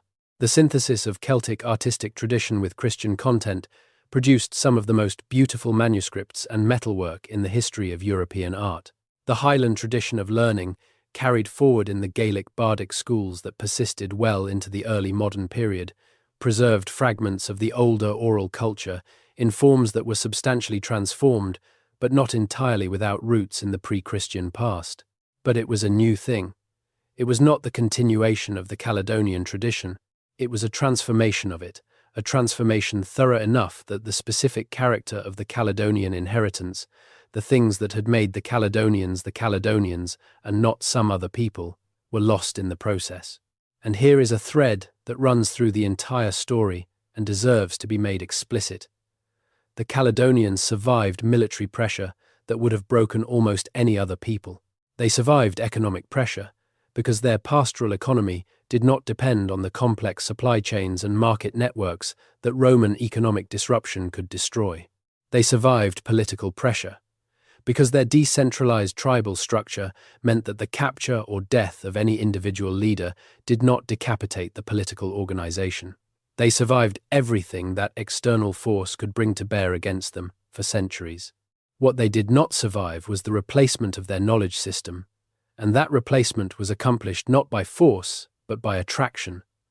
The church did not need to destroy Druidic knowledge. It needed only to make Druidic knowledge seem less valuable, less relevant, less connected to the world that mattered than the knowledge the church offered. And over time, as the world that had made Druidic knowledge powerful, the pre-Christian political and social order of the Highland region was transformed into a different kind of world. The knowledge ceased to be reproduced because the conditions that had made it necessary ceased to exist. The Caledonians were not defeated, they were made obsolete. And that is a fundamentally different thing, and a much harder thing to resist. Now, before we go further, let us think about what the Caledonians actually meant to the people who came after them, to the medieval Scots, and to the later Highland tradition, and about what their memory preserved, even when their specific cultural inheritance had been largely transformed. The Scots of the medieval and early modern period were aware of the Romans. Hadrian's Wall was a visible and impressive presence in the landscape. The Roman forts and roads of the lowlands were known, if not always correctly interpreted. The memory of Roman Britain, filtered through ecclesiastical Latin learning and through the remains visible in the landscape, was part of the cultural furniture of educated Scots in the medieval period. The memory of the Caledonians was more complicated. There was no continuous oral tradition that had preserved the specific history of the Caledonian resistance to Rome. What existed were fragments. The name of Calgacus, preserved in Tacitus, the phrase about making a desert and calling it peace, the general awareness that the Romans had come north and had been resisted. But these were Roman sources, Roman perspectives. The Caledonian perspective, the internal account of what the resistance had meant and how it had been understood from the inside, was not preserved in any form that later generations could access. What the later tradition substituted for the specific Caledonian memory was a more general pride in Highland resistance to outside domination, a pride that found its expressions in the clan system, in the Highland cultural traditions, in the specific relationship between Highlanders and their landscape that the clan system encoded. The clan system, whatever its actual historical origins and whatever its specific relationship to earlier tribal structures, served some of the same social functions that the Caledonian tribal organization had served. It organized kinship, it distributed political authority, it maintained the relationship between communities and specific territories. It provided the institutional framework within which the knowledge of how to live in a specific Highland landscape could be transmitted from one generation to the next. The clearances, which destroyed the clan system as a functioning social institution in the 18th and 19th centuries, accomplished in the economic and demographic domain something analogous to what the conversion to Christianity had accomplished in the cultural and intellectual domain. They broke the institutional framework within which the Highland way of life had been reproduced. The people were dispersed, some to the coastal margins, many to North America and Australia and New Zealand and the other destinations of the Scottish diaspora. The specific relationship between specific communities and specific pieces of Highland landscape was severed, often deliberately and violently. The knowledge of how to live in those specific places went with the people who had held it. Some of it was preserved in the diaspora communities, transformed by distance and adaptation into a nostalgic heritage rather than a living practice. Some of it was lost entirely. The Highland landscape today is one of the most depopulated landscapes in Europe, not because it is uninhabitable, but because the social systems that had sustained a substantial population in it for millennia were systematically dismantled.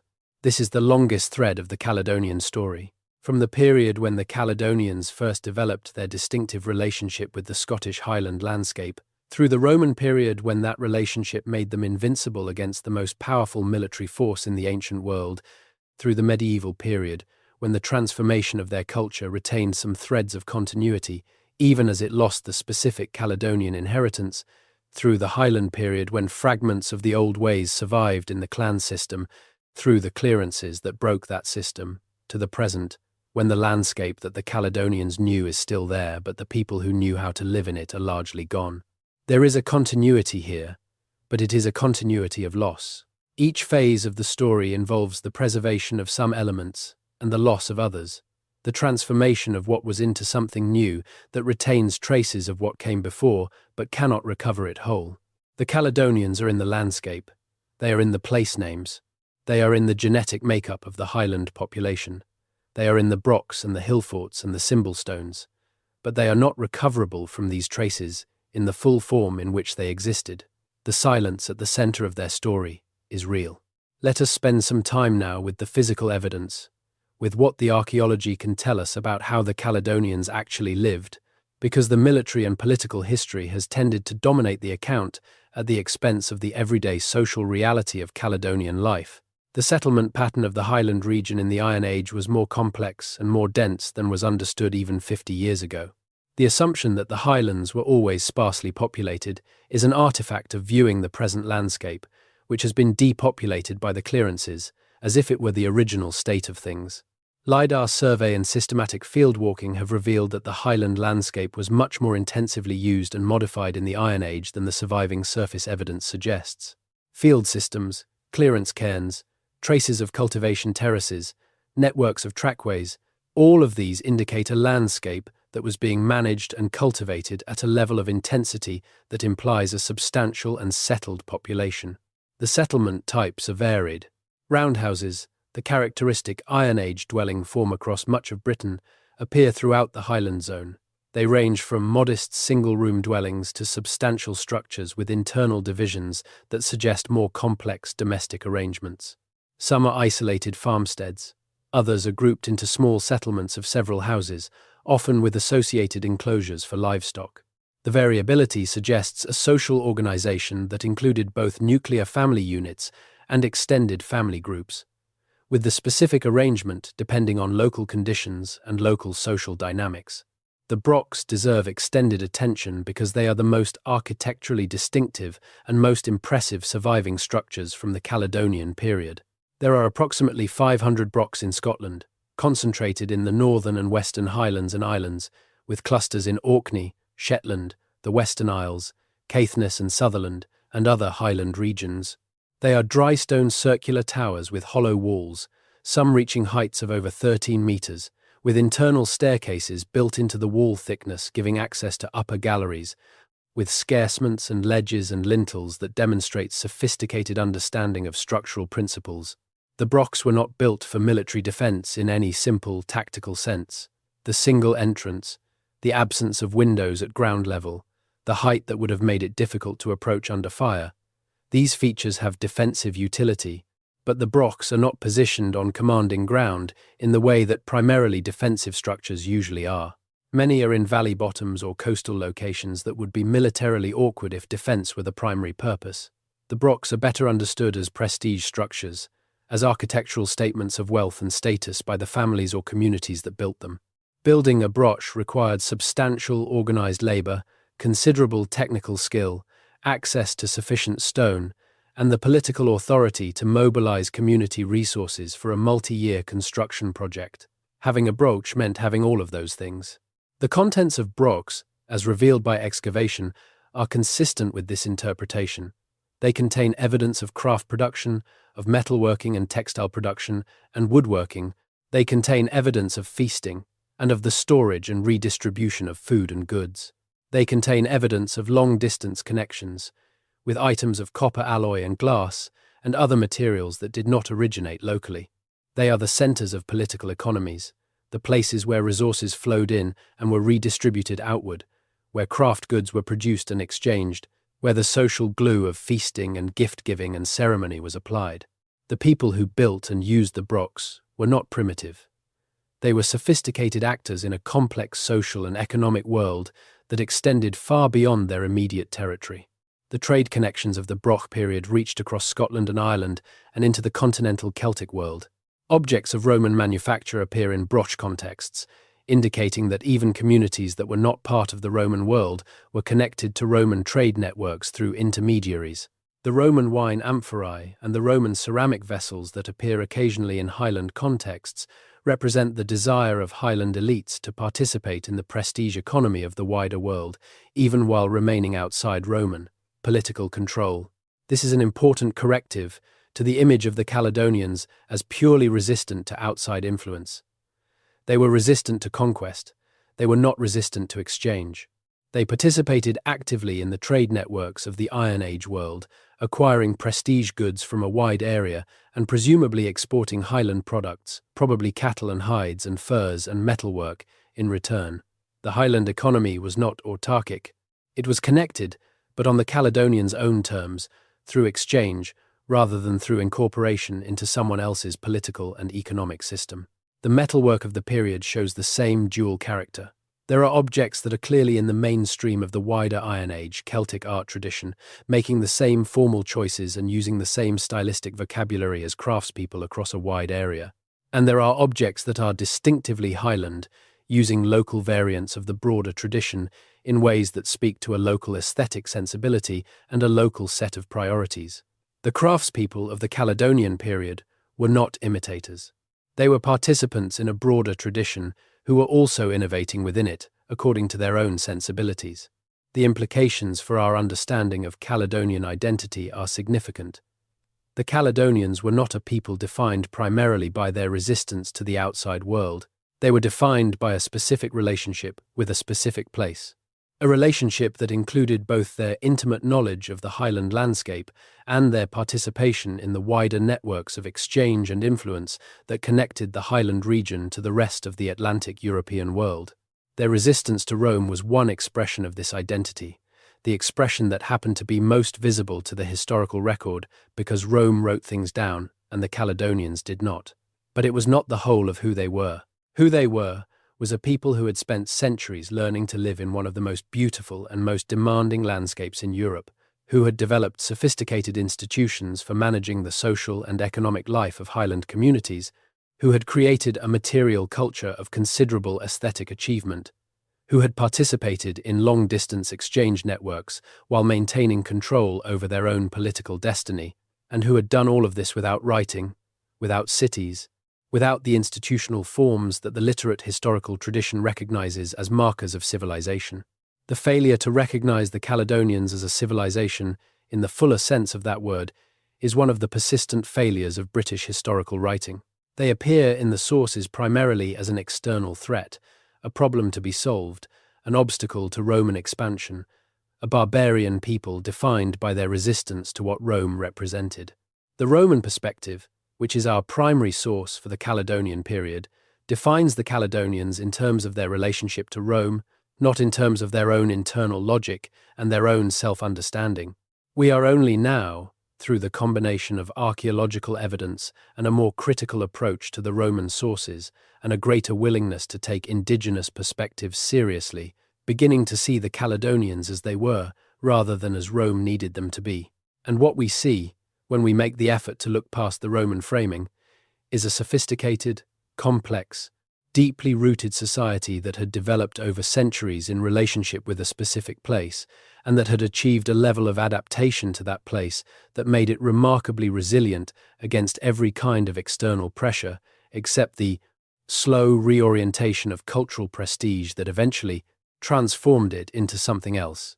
The question of what the Caledonians believed, of how they understood their place in the world, and what they thought they owed to the forces that inhabited the landscape they lived in, is one that archaeology can approach only indirectly.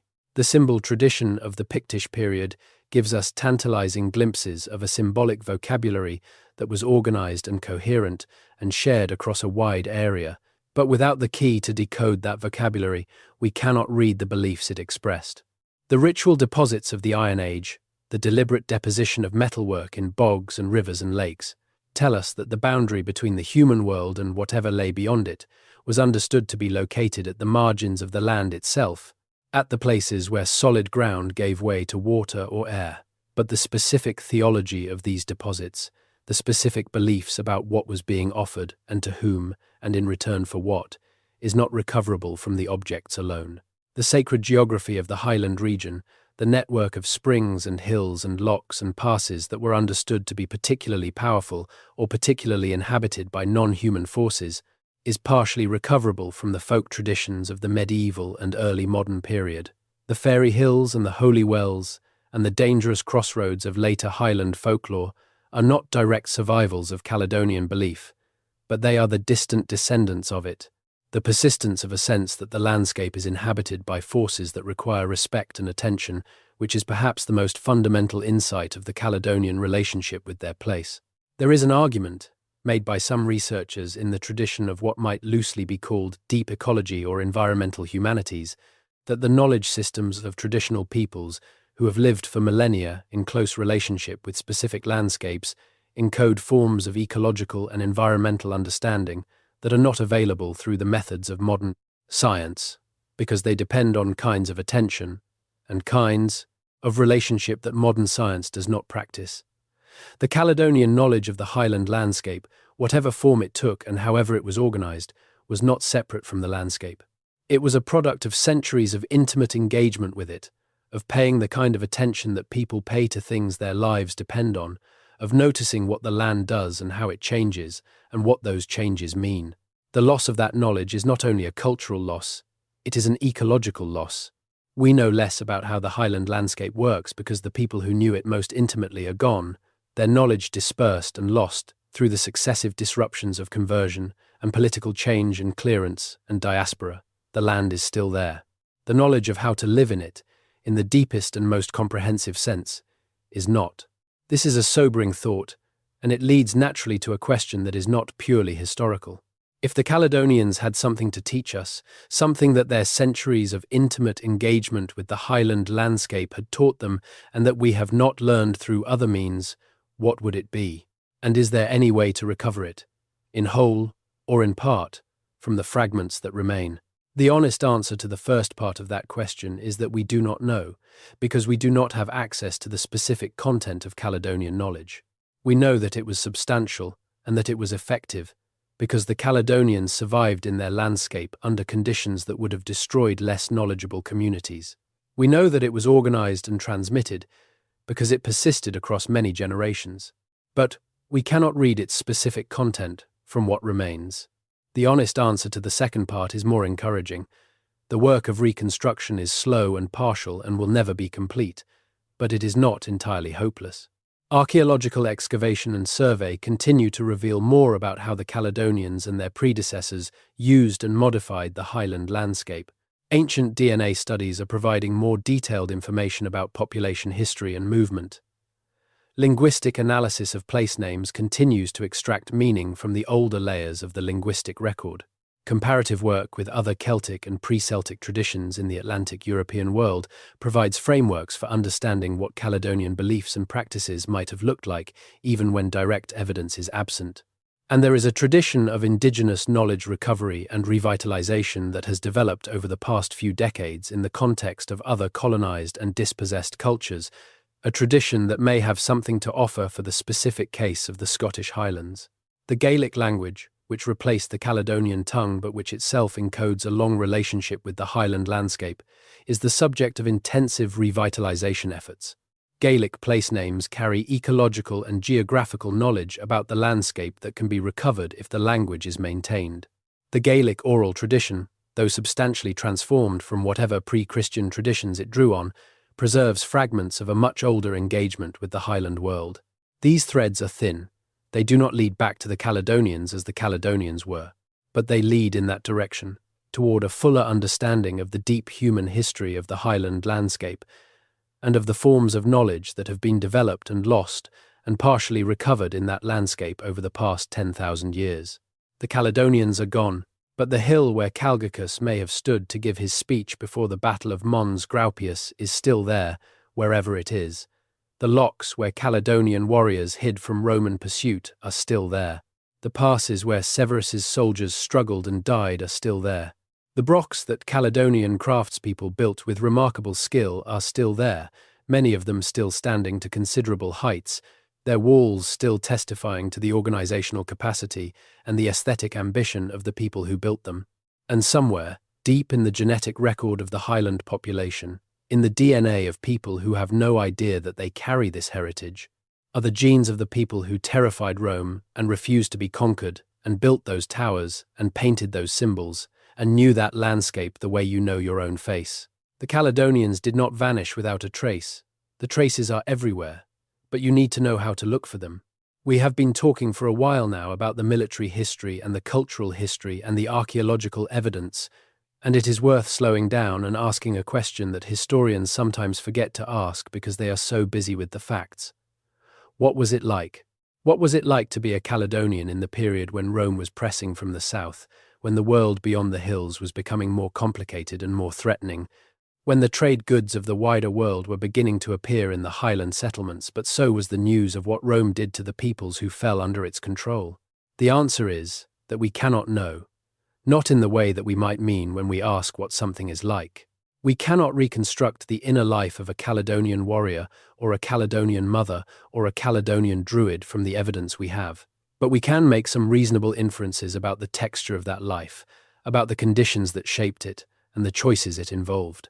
Life in the Highland region in the Iron Age was physically demanding, in ways that are difficult to imagine from the perspective of modern comfort. The climate of the Scottish Highlands in the 1st centuries CE was somewhat warmer than it is today, but it was still a climate of long, cold winters, substantial rainfall, and unpredictable weather. The houses were warm enough if the fire was kept going, but fuel had to be gathered and the fire had to be tended. Food supply was not always certain. Good summers meant good harvests of grain and good fattening of cattle. Bad summers meant lean winters. The community structures that distributed food and shared resources were not optional luxuries but survival necessities.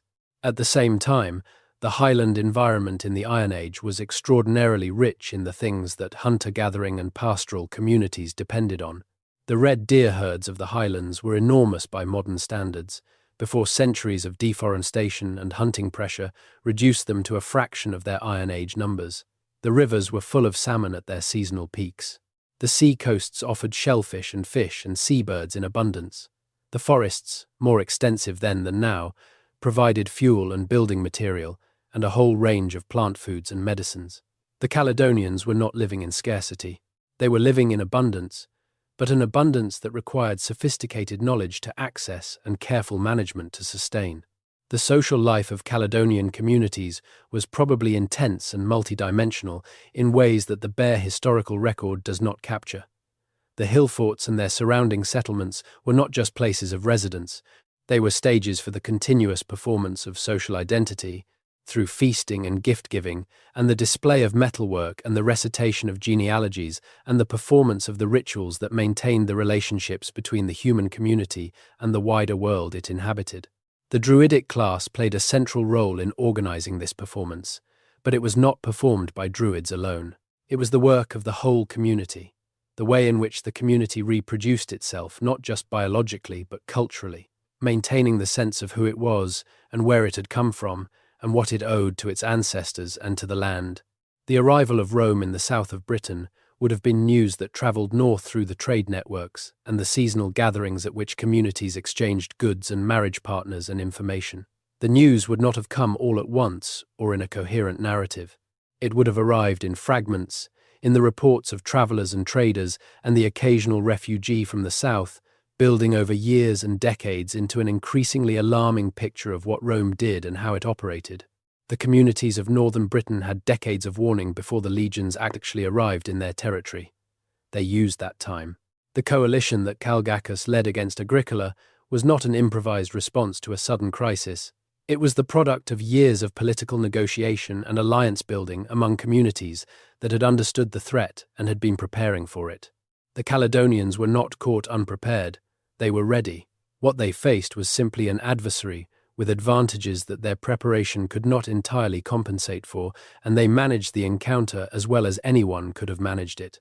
The years after Mons Graupius, as the Romans withdrew from the north and the immediate military pressure receded, must have been a period of both relief and reorganization. The coalition that had faced Agricola did not need to maintain its intensity now that the immediate crisis had passed. The communities that had evacuated their lower ground settlements ahead of the Roman advance could return. The hill forts could be reinforced. The lessons of the campaign could be absorbed and incorporated into the community's understanding of how to deal with the threat that Rome represented. And the threat did not go away.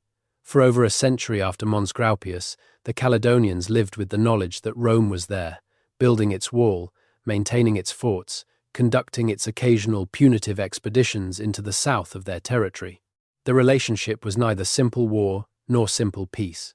It involved raiding and trade and negotiation and occasional large-scale conflict, all of it conducted against the background of a permanent boundary that neither side had chosen, but that both had to work with. The Maetai, the people who occupied the territory between the two Roman walls, were the most directly affected by this ambiguous situation. They are described in the Roman sources as a people who raided across the frontier and who negotiated with Rome and who shifted their allegiances depending on the current balance of advantage. This is not treachery or inconsistency. It is the rational behavior of a people caught between two large power systems, making the best deals available to them in circumstances they did not choose. The Caledonians further north had more room to maneuver, but they too had to manage their relationship with Rome as a permanent feature of their political landscape rather than as a temporary emergency. They had to decide, repeatedly and in changing circumstances, how much contact to maintain with the Roman frontier zone, how much trade to permit, how to respond to Roman overtures of diplomacy, how to handle the presence of Roman goods in their settlements, and Roman influence in their political culture. The evidence suggests they managed this with considerable sophistication. Roman goods appear in Caledonian and Pictish contexts, but the social meaning of those goods was determined by Caledonian and Pictish cultural frameworks, not by Roman ones. A Roman silver vessel in a broch context is not a sign of Romanization. It is a sign of a Caledonian elite that was able to acquire prestigious goods from the Roman world while maintaining its own political independence and its own cultural coherence. This is a pattern that has been documented in many other contexts, where indigenous societies maintain relationships with more powerful neighbors without being absorbed by them. The goods flow in one direction. The cultural frameworks that determine the meaning and use of those goods remain under indigenous control. The prestige of having the goods enhances the power of indigenous leaders within their own social system without transforming that social system into a version of the more powerful neighbor's system. The Caledonians maintained this balance for a remarkably long time. They were never Romanized in any meaningful sense. They traded with Rome, and occasionally fought with Rome, and occasionally made agreements with Rome, but they remained what they were throughout. The balance was only broken when Rome left, and the cultural gravity shifted from the Roman frontier zone to the Irish ecclesiastical zone, offering something that the Caledonian prestige system had a harder time assimilating on its own terms. Let us pause here and think about what would need to be true for the Caledonian story to have gone differently. What would need to have happened for the Caledonians to have survived as a distinct cultural entity into the medieval period and beyond, in the way that, say, the Welsh have survived as a distinct cultural entity, or the Bretons, or the Basques? The survival of cultural distinctiveness over long periods in the face of outside pressure requires a combination of factors. It requires geographical separation or political boundary maintenance sufficient to limit the intensity of contact. It requires institutional structures strong enough to reproduce the core cultural elements across generations, even under pressure. It requires a language that continues to be used in significant domains of life, because language carries culture in ways that are difficult to replace. And it requires some degree of elite investment in cultural distinctiveness, because cultural traditions need the patronage and protection of whoever has power in order to persist. The Caledonians had the geographical separation, or at least the territorial defensibility. The highland landscape provided substantial natural protection against the most direct forms of cultural pressure. They had, for a long time, the institutional structures, the Druidic tradition, the hill-fort political economies, the tribal organization. These were robust institutions that had been tested and refined over centuries. They had the language, though we cannot fully recover it. What they ultimately lacked was sufficient elite investment in maintaining cultural distinctiveness against the attractions of participation in the Irish ecclesiastical network. The Welsh managed to maintain their cultural distinctiveness partly because of geography and partly because the Welsh political elite remained substantially Welsh, even through the medieval period, maintaining patronage for Welsh language and Welsh literary tradition against the pressure of Anglicisation. The Scots Gaelic-speaking Highlanders had the geography, but eventually lost the political elite, first through the process of Gaelicisation that replaced the Pictish aristocracy, and then through the process by which Highland chiefs were progressively integrated into a lowland Scottish and eventually British political and economic system that made Highland cultural distinctiveness increasingly a liability rather than an asset. If there had been a Caledonian equivalent of the Welsh princes, a Highland aristocracy committed to maintaining the specific cultural inheritance of the Caledonian tradition rather than transforming themselves into Gaelic-speaking ecclesiastical patrons, the story might have been different. But that aristocracy would have needed to resist the specific attractions of the Irish Church's cultural offer, and those attractions were real and substantial. The Church offered access to Latin learning, to the international network of Christian scholarship, to the political legitimacy that came from the blessing of Rome and the connection to the universal Christian community. For a Highland chief looking to consolidate his political position and connect his community to the wider world, these were powerful incentives. The counterfactual world in which the Caledonian cultural tradition survived is imaginable but not very stable. The pressures that transformed it were real and were driven by genuine advantages that the new cultural system offered. The loss was real, but it was not obviously preventable given the circumstances. What is haunting is not that the loss was inevitable, but that it was so complete. The Caledonians did not simply transform. They left almost nothing that tells us who they were on their own terms, in their own words, from their own perspective. The Roman sources tell us what Rome saw. The later Gaelic sources tell us what a Gaelic-speaking Christian culture remembered or imagined about the pre-Christian past. The archaeology tells us what survived in the ground. None of these sources tells us what the Caledonians thought they were doing or why. That silence is permanent. We will never read a Caledonian account of the Battle of Mons Gropius, never know what Calgacus actually said to his warriors before the fighting started, never understand the Druidic interpretation of the events that unfolded across those decades of Roman contact and resistance. The perspective from inside Caledonian culture is lost, and no amount of archaeological ingenuity or genetic analysis or linguistic reconstruction will fully recover it. But the traces remain.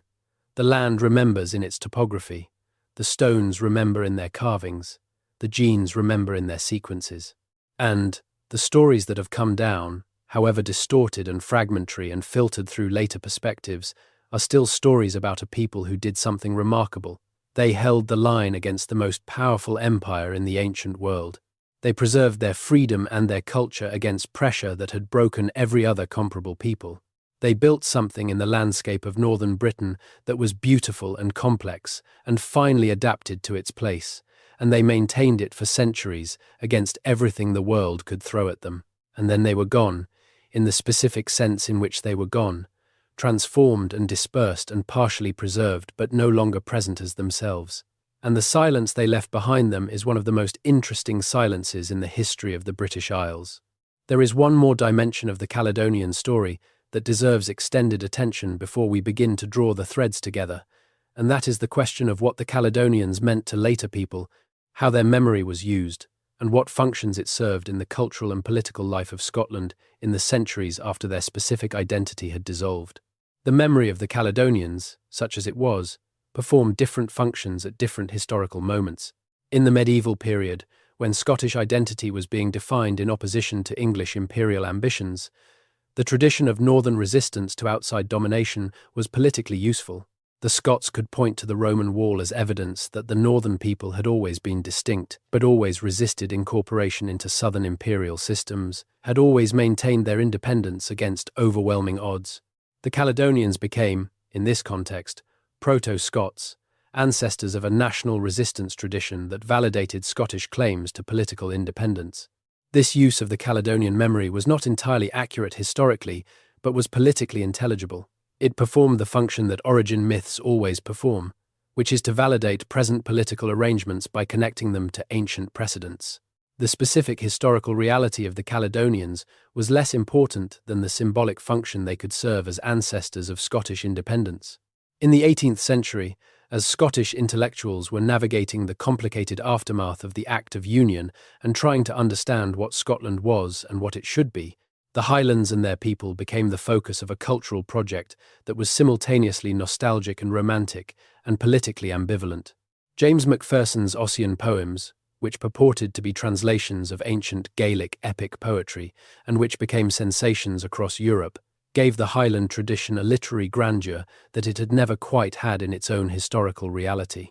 The Ossianic poems were substantially, perhaps entirely, fabricated, but their fabrication drew on real elements of Highland tradition, and their reception shaped how educated Europeans understood the Highland past for generations. The romantic Highlands of the Ossianic tradition and the later Highland romanticization that followed in its wake were not the Caledonians as the Caledonians actually were. They were a projection of 18th and 19th century emotional needs onto a historical vacuum, but they performed a real cultural function, maintaining a sense of the Highland tradition as something distinct and valuable at exactly the moment when the clearances were destroying its material basis. The irony is profound. The clearances and the Highland Romantic tradition developed at almost exactly the same time during the late 18th and early 19th centuries. While landlords were clearing the Highland communities off the land and packing their former tenants onto ships to North America, educated people in Edinburgh and London were romanticizing the Highland tradition as one of the great surviving examples of ancient heroic virtue. The people who were being romanticized were being destroyed. The tradition that was being celebrated was being dismantled by the economic logic that the same educated class accepted as inevitable and progressive. This contradiction is not incidental to the Caledonian story. It is one of its structural features. The Caledonians and their successors have always been celebrated in forms that do not quite engage with what they actually were, because what they actually were is difficult to access and does not serve the cultural and political needs that the celebration of them serves. The romantic Highland warrior, the heroic resistance to Rome, the noble savage of the Ossianic tradition, all of these are projections that say more about the projectors than about the Caledonians themselves. Getting past those projections to something more like the historical reality is the work of archaeology and critical history, and it is work that is ongoing and that keeps producing surprises. The Caledonians were not what the Romans said they were: brutal, naked barbarians defined entirely by their resistance to civilization. They were not what the Romantics made of them: noble warriors embodying ancient heroic virtues that modernity had unfortunately lost. They were something more interesting and more specific than either of those images, something that can be partially reconstructed from the evidence, but that will always remain partially beyond reach. They were a people who lived in a specific place, who developed over centuries a specific way of living in that place, who built remarkable things within the constraints and possibilities of their environment and their technology, who created beauty and meaning and social complexity without the institutional forms that the literate historical tradition recognizes as the markers of civilization, who resisted the most powerful empire in the ancient world with a success that was as complete as any resistance in Roman imperial history, and who were ultimately transformed, not destroyed, but transformed, by the slow cultural gravity of a new world order that offered things they wanted, but that cost them things they could not get back. Their descendants are still in the Highlands. Their genes are in the people who walk those hills today. Their buildings are in the landscape. Their symbols are on the stones. But the specific understanding of what all that means, the internal account of the Caledonian world as the Caledonians lived it, is gone. And that is the mystery. Not the mystery of where they went, because we know, more or less, where they went. They went into the Picts, and then into the Gaelic-speaking Scots. The mystery is what they took with them that we cannot recover. What knowledge and what perspective and what understanding of the world dissolved in those transitions without leaving a trace that we can read. The silence at the center of Caledonian history is a silence about what it means to be a people who have adapted completely to a specific place over thousands of years, who have learned that place so deeply that their knowledge of it has become invisible to themselves, who carry it in their bodies and their practices and their relationships without being able to articulate it in the forms that a literate tradition could preserve. That knowledge is the most vulnerable kind of knowledge there is. It survives only as long as the conditions that make it necessary survive, as long as the place is inhabited by people who need what it teaches. When those conditions change, when the place is depopulated, or the people are absorbed into a culture organized around different principles, the knowledge does not transfer, it dissolves. The Caledonians knew something about the Highlands that we do not know. The Highlands are still there. The knowledge is not. That is not quite the end of the story, because there are people today who are trying to recover fragments of it, and it is worth spending some time with what they are doing and what they are finding. The most obvious avenue of recovery is archaeology, and the archaeology of the Scottish Highlands has been undergoing something of a revolution over the past 20 years. Driven by new technologies and new methodologies and new theoretical frameworks that have transformed our understanding of what the landscape contains and what it can tell us. The LiDAR revolution has been particularly significant. LiDAR, which uses laser pulses fired from aircraft to map the ground surface with extraordinary precision, stripping away vegetation to reveal the underlying topography, has revealed the scale of prehistoric landscape modification across the highlands in ways that were simply not visible before. Field systems that had been invisible under heather and bracken, trackways that had been completely obscured by later landscape changes, the platforms and terraces and enclosures of settlement sites that were too subtle for surface survey to detect. All of these are now visible in the LiDAR data. What the LiDAR is showing is that the highland landscape was much more intensively used and more extensively modified in the Iron Age and earlier periods than anyone had previously understood. The brochs, which have always been conspicuous, represent only the most visible end of a settlement hierarchy that included many more modest forms of occupation, all of which have left traces in the landscape that LiDAR is now making readable. The implications for our understanding of the Caledonian population are significant. If the landscape was more intensively used than previously thought, the population was larger than previously estimated. A larger population means a more complex social organization, more substantial economic production, more extensive management of the natural resources of the highland zone. The Caledonians were not a sparse population of semi-nomadic pastoralists moving lightly through a largely unmodified landscape.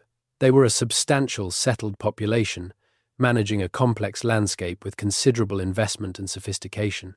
This changes the character of what was lost. The loss of Caledonian culture was not the loss of a simple way of life, easily replaceable by a more sophisticated one.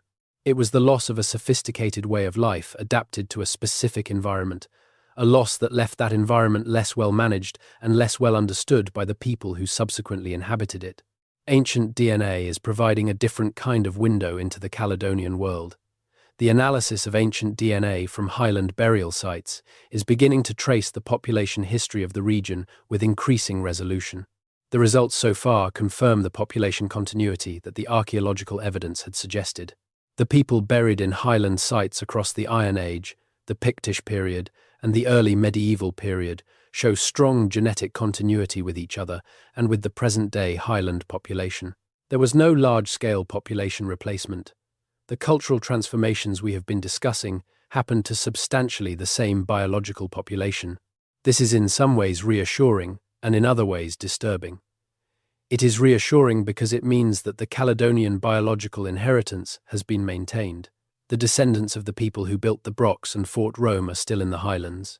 It is disturbing because it emphasizes that the cultural loss was not imposed by incoming populations replacing the Caledonians. It was accomplished by the gradual reorientation of the Caledonian population itself, by the choices that Caledonian and Pictish people made, choices that were not entirely free, but that were also not made at gunpoint, choices that in many cases seemed advantageous at the time, but whose long-term costs were not fully apparent until much later. The Linguistic Recovery Project, the work of trying to understand what language or languages the Caledonians and Picts spoke, is making slow progress. The place name evidence, when systematically analyzed, reveals layers of linguistic history in the highland landscape.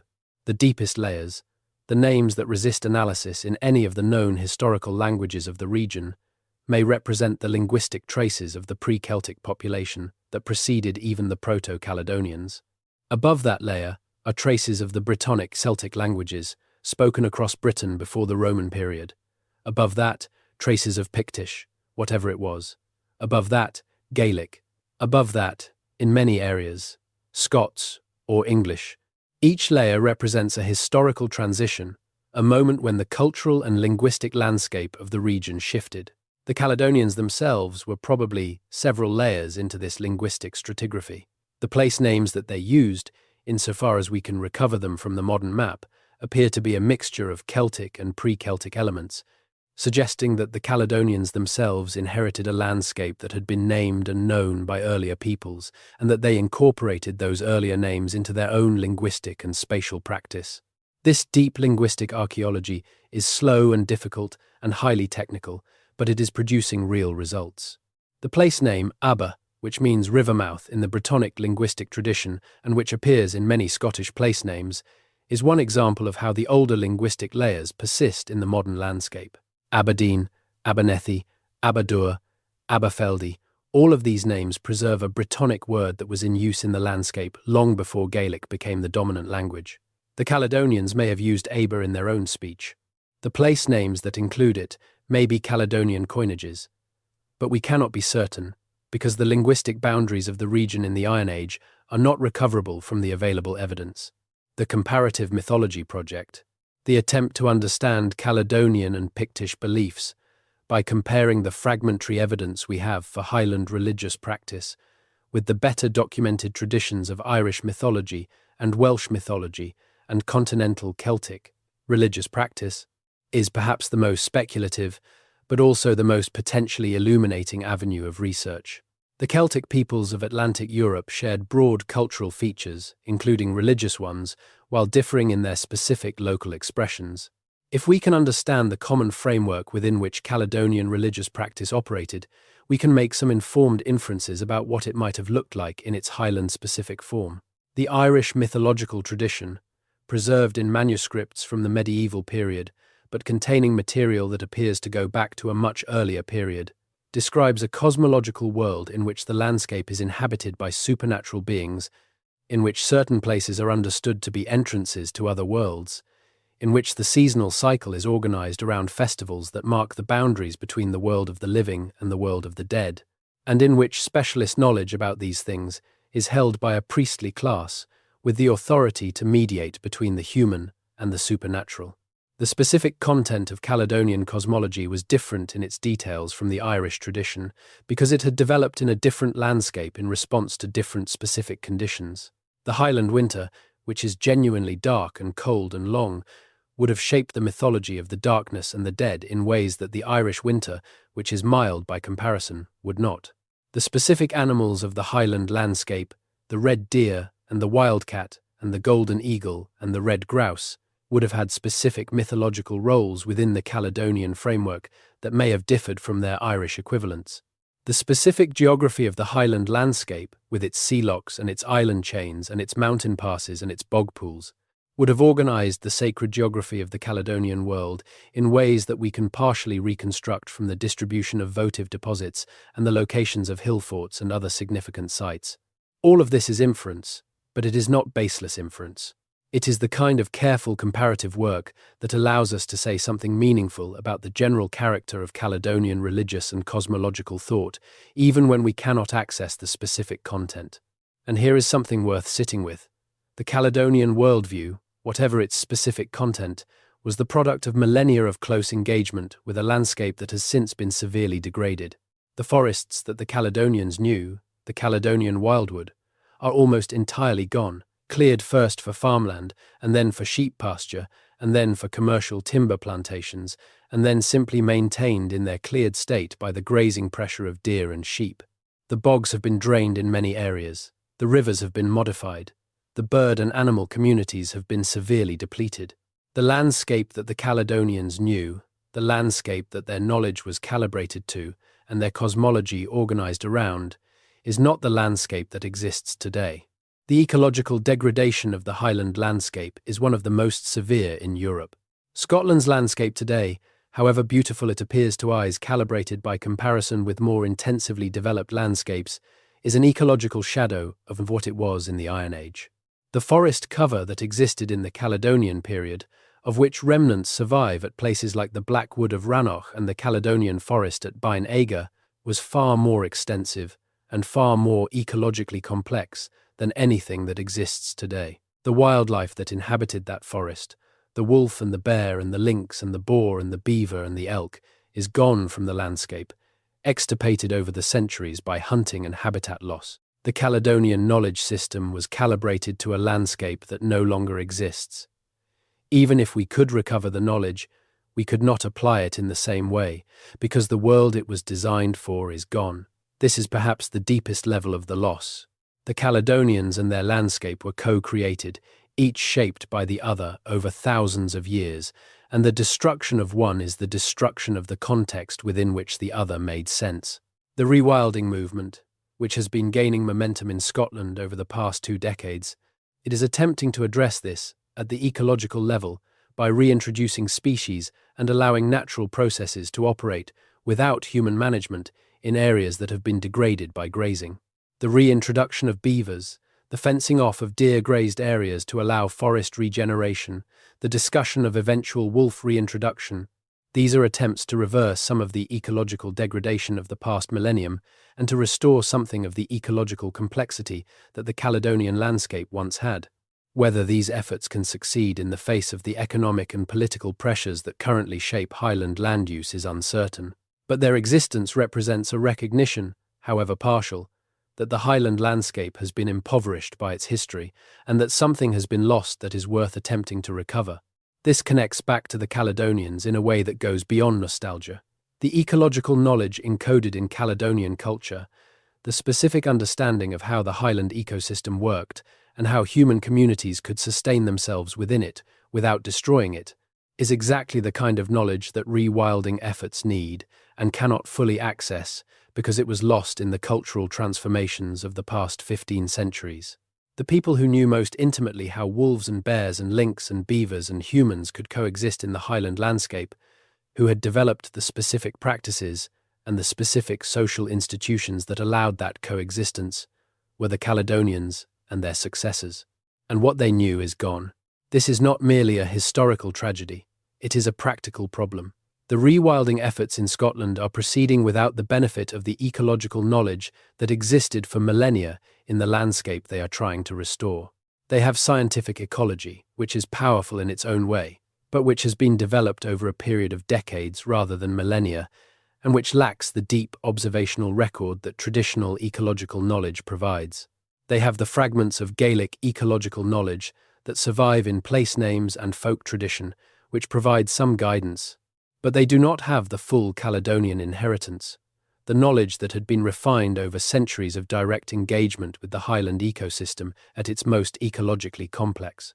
The loss of the Caledonians is not just the loss of a historical people, it is the loss of a body of knowledge about how to live in a specific place, knowledge that we have not replaced and that we are only beginning to understand that we might need.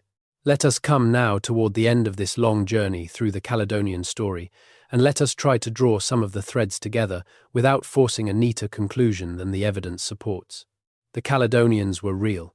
They lived in the highland regions of what is now Scotland for at least several centuries before the Roman period and continued in some form into the Pictish period and beyond. They were a sophisticated, complex society, deeply adapted to their specific environment, capable of remarkable cultural and architectural achievements, organized in ways that proved extraordinarily resistant to the kind of pressure that Rome could bring to bear against them. They terrified Rome, not because they were supernaturally fearsome, but because they were supernaturally adapted to their place. Rome could not conquer them because Rome's tools of conquest were not calibrated for the highland landscape and the highland way of war.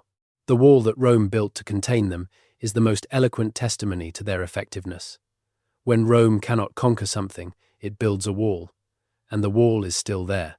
They disappeared, in the specific sense of ceasing to exist as a self-reproducing cultural tradition organized around a distinctively Caledonian identity through a process that took several centuries, and that was driven not by military defeat, but by the gradual replacement of their institutional and cultural infrastructure by a new system organized around Irish Christianity and Gaelic cultural prestige. The replacement was not imposed by force, it was accepted, at least partly voluntarily, because it offered real advantages. What was lost in the acceptance was not fully apparent until it was gone. The traces they left are real but partial. The symbol stones, the brochs, the hill forts, the place names, the genetic inheritance of the highland population, the ecological traces in the landscape. These are real things, and the work of recovering meaning from them is ongoing and productive. But they do not add up to a complete picture of the Caledonians as the Caledonians understood themselves. The internal account, the view from inside, is permanently lost. What their story tells us is something about the nature of cultural loss and cultural survival, about what makes a culture resilient and what makes it vulnerable, about the specific forms of knowledge that are most at risk when cultures undergo the kinds of transformation that the Caledonians underwent. It tells us that military resilience, however impressive, is not the same as cultural resilience, and that the forces most capable of destroying a culture are not the armies that fight it, but the prestige systems that make it seem inadequate. And it tells us something about the landscapes we inhabit and our relationship to them. The Caledonians knew their landscape in ways that we have not recovered and may not fully recover. That knowledge was not abstract or academic. It was practical, ecological, embedded in a way of life that had been tested against the specific conditions of a specific place over many generations. Its loss is a real loss, not just a cultural loss, but an ecological and practical loss, a diminution of human understanding of a specific place that has consequences for how that place is managed and sustained. The Caledonians are gone, the Highlands remain, and somewhere in the gap between what we know about the Highlands and what the Caledonians knew, there is a lesson about the value of the kind of knowledge that can only be built up over generations of attentive engagement with a specific place, and about the catastrophic cost of losing it. The wall still stands in sections across the north of England. On a clear day, you can walk along its top and look north, into what was once Caledonian territory, and understand in a physical way what it meant for the most powerful empire in the ancient world to decide that what lay in that direction was not worth the cost of trying to control it. The Caledonians won. They won the military contest with Rome in the most complete way possible by making Rome decide to stop. And then they lost something more fundamental, not to any enemy but to the slow transformation of the world around them and within them. They were changed from the inside by forces that their military resilience gave them no tools to resist. That is the mystery of the Caledonians, and it is a mystery that has no clean resolution. The people are gone in one sense and present in another. The knowledge is gone and partially recoverable. The landscape is degraded and partially restorable. The traces are real but incomplete. The silence at the center is permanent but speaks, in its own way, of something that was once there and that mattered. If you go to Scotland, go to the Highlands. Walk the ridges that the Caledonian warriors walked. Stand in the valley bottoms where their settlements were. Look at the Brochs, still standing after 2,000 years, still as technically impressive and as aesthetically confident as they were when someone first lifted those precisely fitted stones into place. Look at the symbol stones, bearing their unreadable symbols with a patience that has outlasted every attempt to decode them. Stand at Hadrian's Wall and look north. The Caledonians are there in the landscape, as present as the geology, as permanent in their way as the hills. You just need to know how to look for them. And that, perhaps, is the best answer to the question of where they went. They did not go anywhere. They are still there, in the stones and the symbols and the genes and the place names and the deep ecological memory of a landscape that they shaped and that shaped them over thousands of years. What we have lost is not them but our ability to understand what they knew, to read the language in which they expressed their knowledge of that place, to participate in the tradition they maintained. That loss is real, and it is permanent in its specific form. But the traces remain, and the work of attending to them, of trying to understand what they tell us about a people and a way of life and a relationship with a place, is work worth doing. Not because we can recover what was lost, but because attending carefully to what remains is how we honor what it means to have been a people so completely adapted to a place that they became, in a profound sense, inseparable from it. The Caledonians terrified Rome. They survived Rome, and they left in the landscape of northern Britain traces of a presence so deeply embedded in the place itself that the landscape still carries them, still speaks of them in the language of stone and symbol and ancient topography, to anyone willing to listen carefully enough. That is where they went. They went into the land. And the land does not forget. If you have been listening to this as you drift towards sleep, thank you for spending this time in the company of a people who deserve to be remembered more fully than history has remembered them. The Caledonians built something remarkable in the highlands of what we now call Scotland.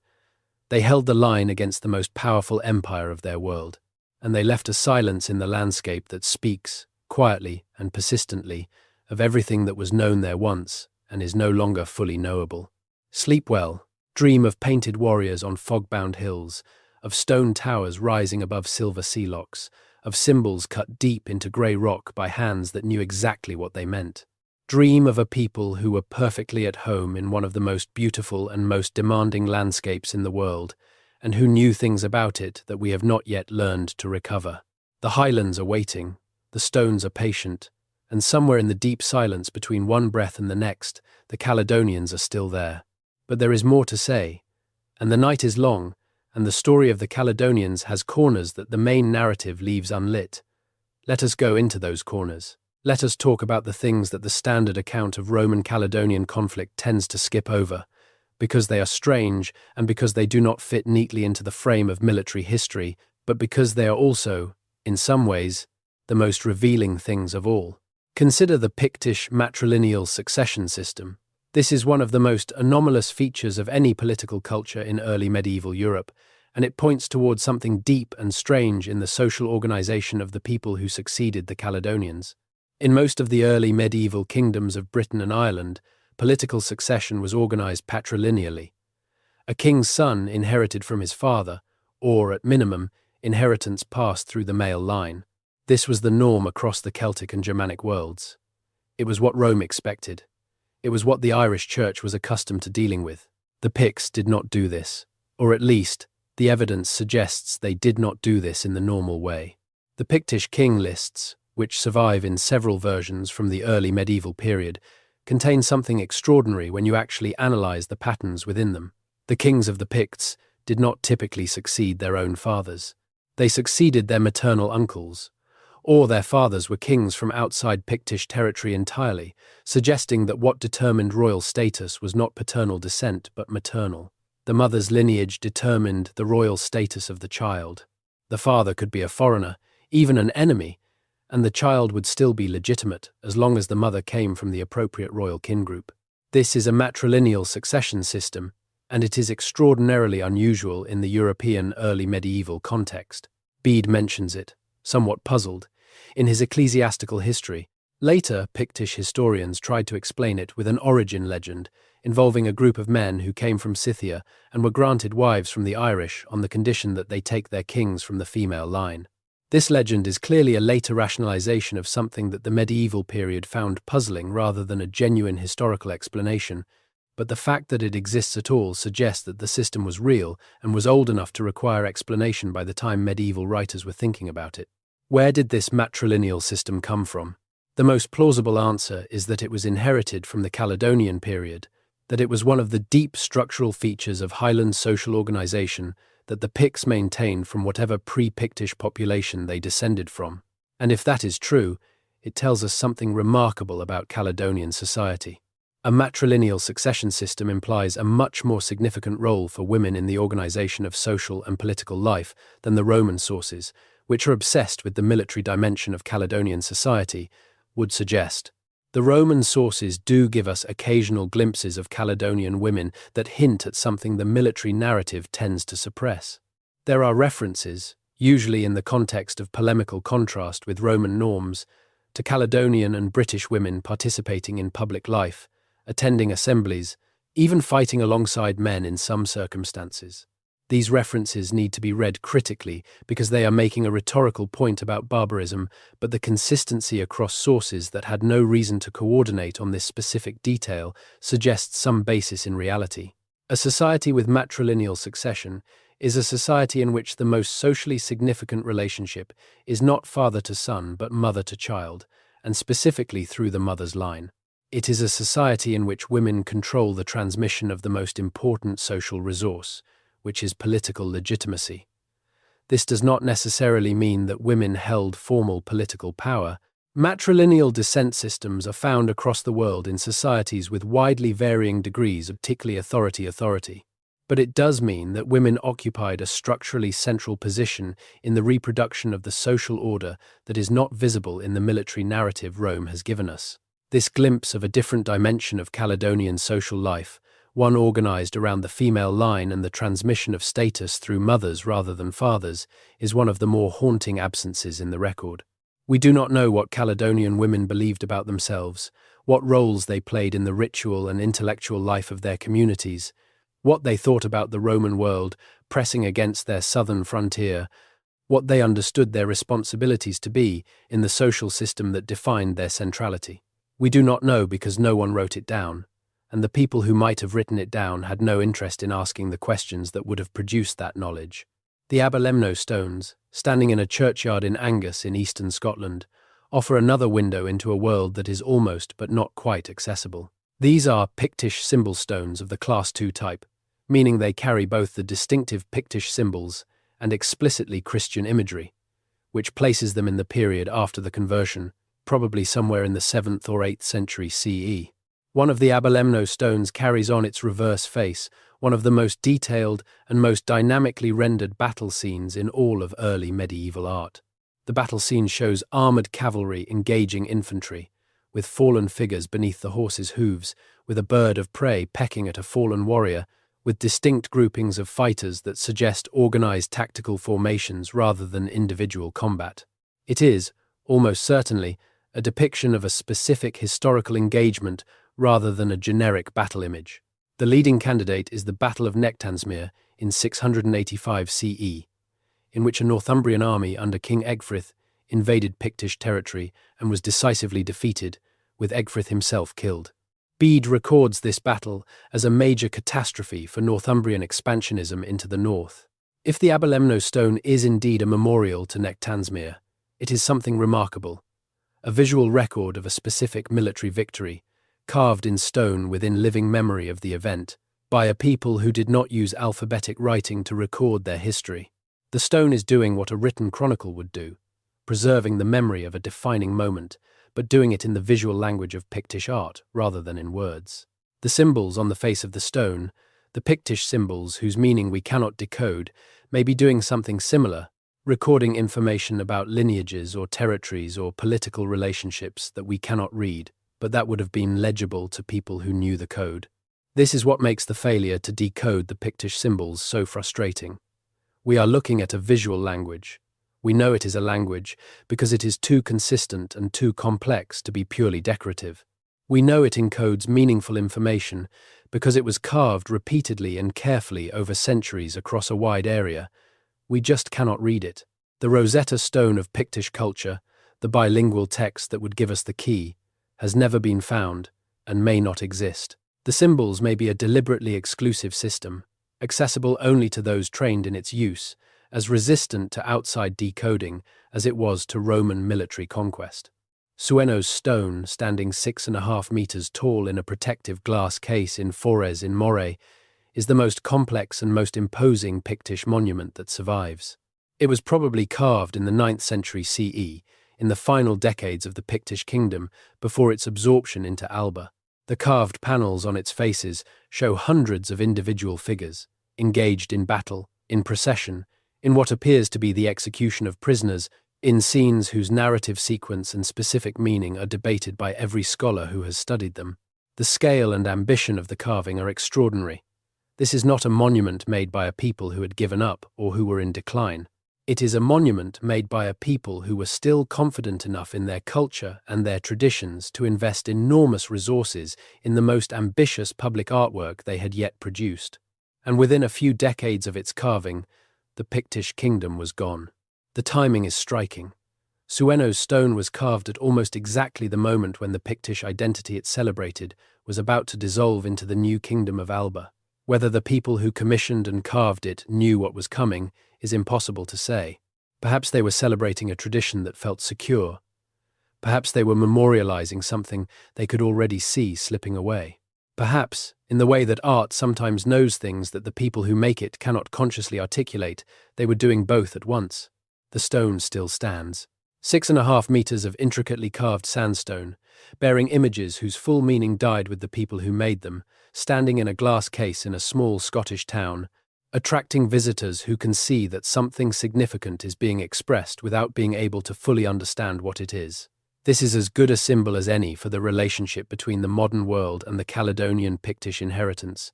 We can see it. We can recognize its importance. We cannot entirely read it. There is a particular quality of silence that surrounds objects whose makers are gone and whose meaning we cannot fully recover. It is not the silence of emptiness. It is the silence of something that is still trying to speak in a language we no longer know.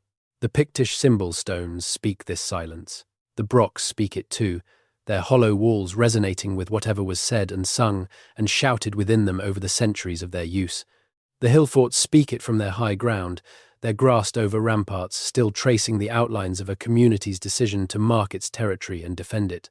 If you go to Orkney, where some of the most extraordinary prehistoric monuments in Britain survive in a state that the Highland mainland does not quite match, you can walk in a landscape that the ancestors of the Caledonians shaped with deliberate intention over thousands of years.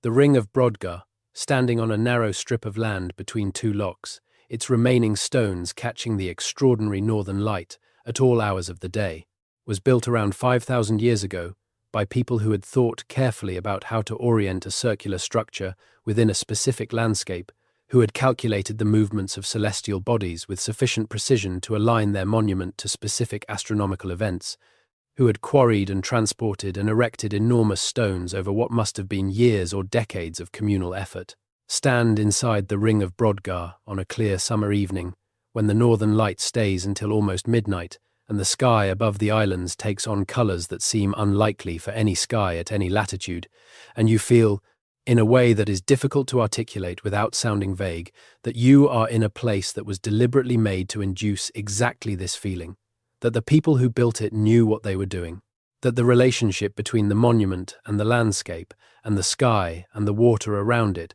was calculated and intentional, and the product of a very specific understanding of how to make a place that would function in a particular way for the people who used it. They are gone, the people who built it. The tradition within which it made full sense is gone, but the monument itself still works.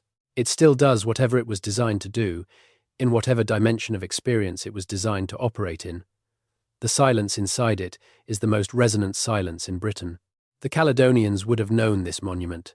They would have known the ring of Brodgar and the stones of Stenness and Maeshowe and the chambered cairns of Orkney, the way people know the significant places in their own landscape as part of the geography of meaning that organized their understanding of their world. The connection between the builders of those monuments and the people who came to be called Caledonians is not direct or simple. Thousands of years separate the Neolithic builders from the Iron Age warriors, but there is a continuity of presence in that landscape, a succession of communities, each of which related to the monuments left by its predecessors in ways that reflected their own understanding of what those monuments meant. That is one of the most profound examples of long-term human relationship with a specific place that exists anywhere in the world. The Caledonian relationship with that accumulated monumental landscape was not antiquarianism. They did not experience Brodgar the way a modern tourist experiences it. They experienced it as a living part of their sacred geography, a place where the work of previous generations was present in stone, and where that presence had meaning for the current community's understanding of itself and its place in the world. The monument was not an artifact from the past. It was a feature of the present landscape, a place where the past and present overlapped in ways that had ritual and political and cosmological significance. When that understanding was lost, when the Christianity that replaced the older tradition ceased to find meaning in those specific sites and those specific relationships, the monuments became ruins. They remained physically present, but their integration into a living system of meaning ended.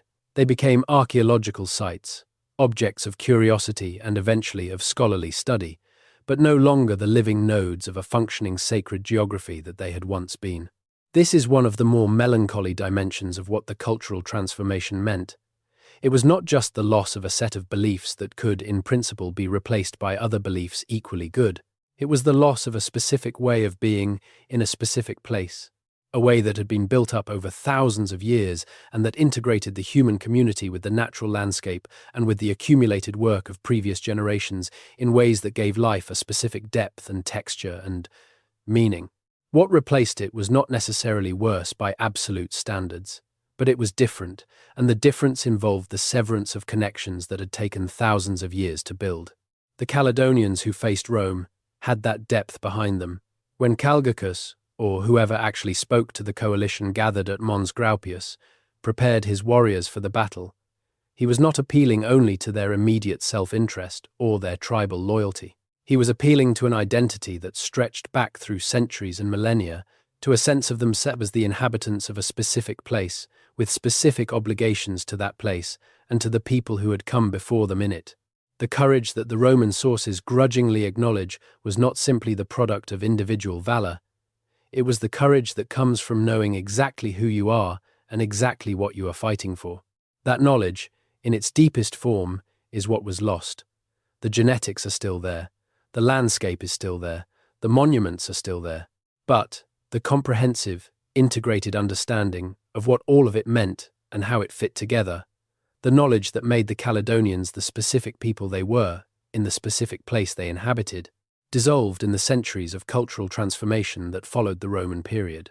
There are people today who are trying to reconnect with it. Some of them are doing it through archaeology and history, through the slow and careful accumulation of fragmentary evidence into an increasingly detailed picture of what the Caledonian world was like. Some are doing it through the recovery of Gaelic language and Gaelic oral tradition, trying to maintain the thread of connection to the pre-Christian past that Gaelic culture imperfectly and partially preserved. Some are doing it through the rewilding efforts that are slowly restoring some of the ecological complexity of the highland landscape. Some are doing it through the kind of walking and camping and direct engagement with the highland landscape that puts modern people back in contact, however imperfectly, with the physical world that the Caledonians knew. None of these is a complete recovery. None of them can be.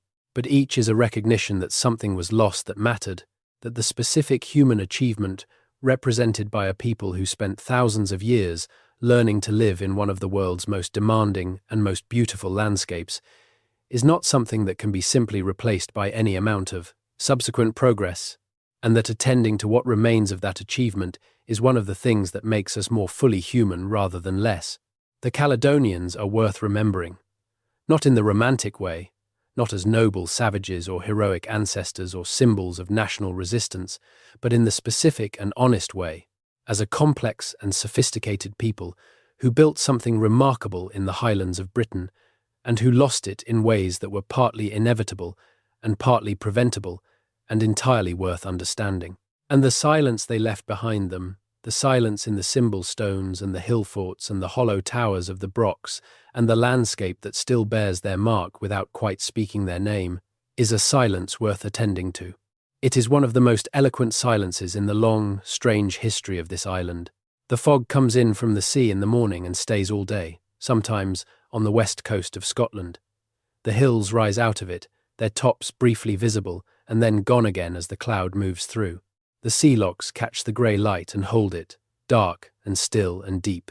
The heather on the lower slopes is brown and purple in alternating patches, depending on the season and the burn management and the specific chemical composition of the thin, acid soil beneath it. The air is cold and wet and carries a particular quality of saltiness that is not quite like the air anywhere else. This is the landscape the Caledonians knew.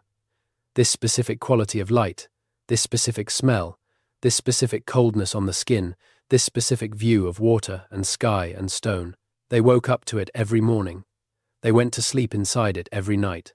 They knew its patterns and its moods and its dangers and its generosities in the way that you only know things that your survival depends on knowing. And somewhere in that landscape, in the shapes of the hills and the courses of the rivers and the locations of the stones, they are still there. Not as ghosts, not as memory, but as the mark that a people leaves on a place when they have lived in it long enough and carefully enough to become, in some sense, part of it. The land does not forget. And if you listen carefully enough, neither will you.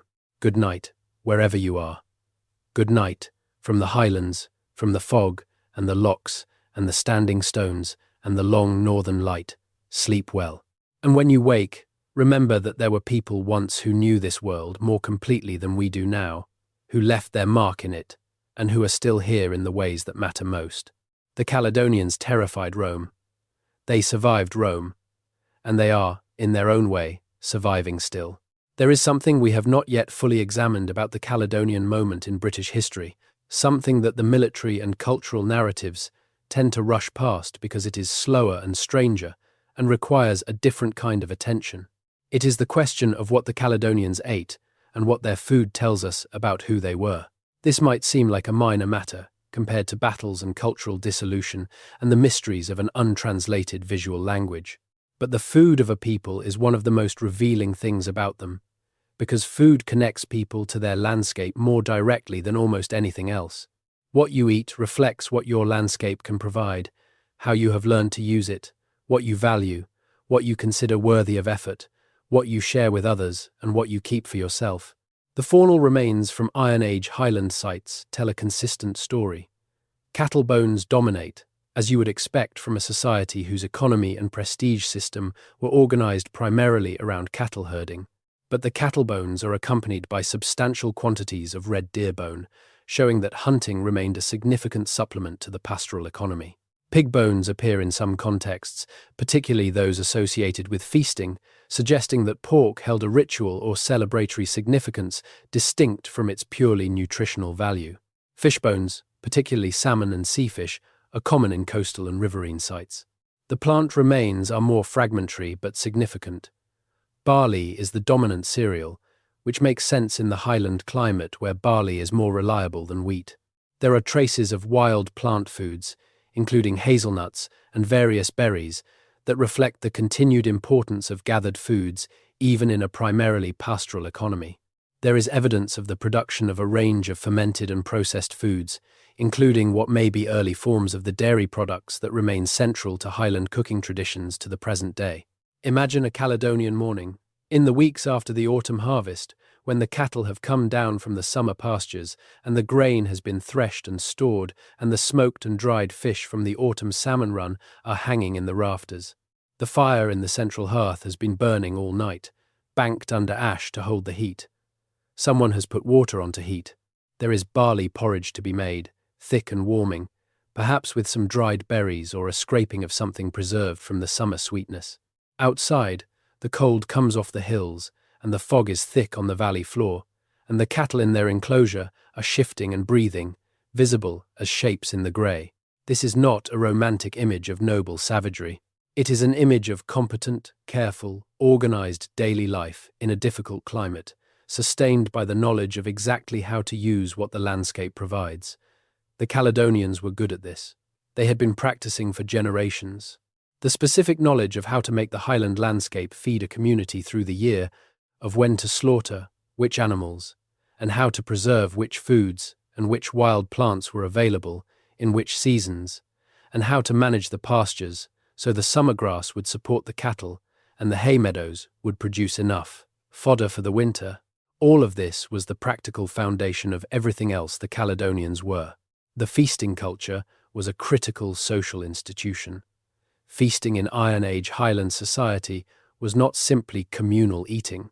It was a mechanism for the redistribution of food and goods, for the demonstration of a chief's wealth and generosity, for the maintenance of political alliances and the negotiation of social obligations. The quantities of animal bone found in hill fort contexts suggest feasting on a scale that goes well beyond feeding the resident population, implying that people came from outside the immediate settlement to participate. The remains of roasted joints, the careful selection of specific animals for specific events, the evidence of brewing in the form of ceramic vessels and plant residues, all of this points to a sophisticated ceremonial food culture organized around specific social purposes. A Caledonian chief who fed his people well, who could call in the neighboring communities for a feast after a successful cattle raid or a good harvest or the birth of an heir, and who could set before them food and drink in abundance, was performing power as much as he was providing food. The ale that accompanied the feast was itself a product of agricultural knowledge and craft skill, brewed from malted barley, with additions of various botanicals that we can partially identify from residue analysis, but not completely reconstruct. It was drunk from vessels that may have been carefully selected for their prestige value, from bronze or imported Roman glassware that marked the cosmopolitan connections of the host. The knowledge required to sustain this food culture was substantial and was held within the community as accumulated practical wisdom, transmitted from older to younger through observation and practice rather than through formal instruction. The woman who knew exactly how to hang a side of beef to smoke it properly, at what distance from the fire, and for how many days, and with what additions to the smoke to produce a specific flavor and a specific texture that would keep through the winter, was carrying a piece of the Caledonian cultural inheritance as surely as the druid who could recite the genealogies or the warrior who knew which passes were passable in winter and which were not. This is the dimension of Caledonian life that the sources are almost completely silent about, because the sources were Roman, and Roman writers were not interested in the domestic economy of a barbarian people. But it was the foundation of everything else. Without the food knowledge, the military knowledge was worthless. Without the ability to feed a community through a Highland winter, there was no community to fight the battles or maintain the hill forts or commission the brocks or carve the symbols. The loss of this food knowledge is another dimension of the cultural loss that the Caledonian story represents. The specific techniques for preserving highland foods, for fermenting dairy products, for smoking and drying fish and meat, for preparing the plant foods of the highland environment, for brewing the ales and other fermented drinks that were central to social life, these were all embedded in a way of life that was disrupted first by the conversion and then by the clearances. Some fragments survived, in the folk cookery traditions of the Highlands and Islands, in the specific ways that Highland communities prepared the foods their environment provided. But the comprehensive tradition, organized around a specific understanding of the Highland environment and transmitted across generations within stable communities, was not maintained. There is something else worth considering about the Caledonian relationship with Rome that the military narrative tends to simplify. The Caledonians and Rome were not simply enemies. They were also, in an irregular and limited way, trading partners. The Roman frontier was not an impermeable barrier. It was a permeable boundary across which goods and information and people moved in both directions. Roman merchants operated in the frontier zone. Highland peoples came south to trade. The prestige goods that appear in Caledonian and Pictish archaeological contexts represent these exchange relationships. What the Caledonians traded to Rome is less archaeologically visible than what Rome traded to them, because the organic materials that Highland communities would have exported, cattle and hides and furs and dried fish and possibly slaves, do not survive in the ground the way Roman ceramic and metalwork do. But the scale of the exotic goods that do appear in Highland contexts implies reciprocal exports of sufficient value to pay for them. This trading relationship had implications for how the Caledonians understood Rome and what Rome meant to them. They were not simply a people who had rejected the Roman world entirely. They were a people who maintained a complex, selective, controlled relationship with it, taking what they wanted from it while refusing what they did not want, using what they acquired on their own terms rather than on Roman terms. This is a sophisticated posture. It requires knowing enough about Rome to distinguish what is genuinely valuable from what is merely impressive, and to maintain enough independence to enforce those distinctions against the constant pressure of a more powerful neighbor. The Caledonian elite, who sat in their brocks drinking wine from Roman vessels and wearing Roman-derived jewelry, were making a statement. They were saying, "We know what your world contains, and we will take the parts we find interesting, and we will remain what we are." This is not cultural contamination. It is cultural confidence. Confidence. That is perhaps the word that best describes what comes through across all the fragmentary evidence about what the Caledonians actually were. Not defiance, which implies a reaction to threat, confidence. The settled, ground-level certainty of people who know who they are, who know where they come from, who know what their landscape means and what their obligations are to it and to each other, and who therefore do not need to borrow an identity from anyone else. Rome had that kind of confidence too, in its own way and in its own language. The collision between two differently grounded confidences, one organized around urban civilization and military discipline and literate administration, the other organized around landscape knowledge and oral tradition and pastoral community, is what the centuries of Roman-Caledonian interaction actually represented. And it was, in the end, not a collision in which one destroyed the other, but a standoff in which each recognized the limits of its own power and pulled back. Rome pulled back to its wall. The Caledonians pulled back to their hills. The wall remained, the hills remained. Both peoples went on being what they were, on either side of that improbable line of stone, for another 2 centuries, before Rome's own troubles, elsewhere, finally made the maintenance of even that limited frontier impossible. The Caledonians stood at their wall, looking south, for 200 years. What they saw, across that narrow line of stone, was a world that was powerful and strange, and in some ways attractive, and in other ways obviously wrong by the standards of everything they valued. They saw cities, which concentrated people in ways that seemed to the pastoral Highland mind both impressive and slightly insane. They saw an economic system organized around money and taxation and the movement of goods across vast distances, which was efficient in its own terms, but which felt to people whose economy was organized around cattle and mutual obligation like a system that had lost track of what actually mattered. They saw a military machine that could overwhelm almost anything in open country, but that was helpless in their hills. They saw an empire that called itself civilization and that they had successfully declined to be part of. And then, one day, the legions were gone.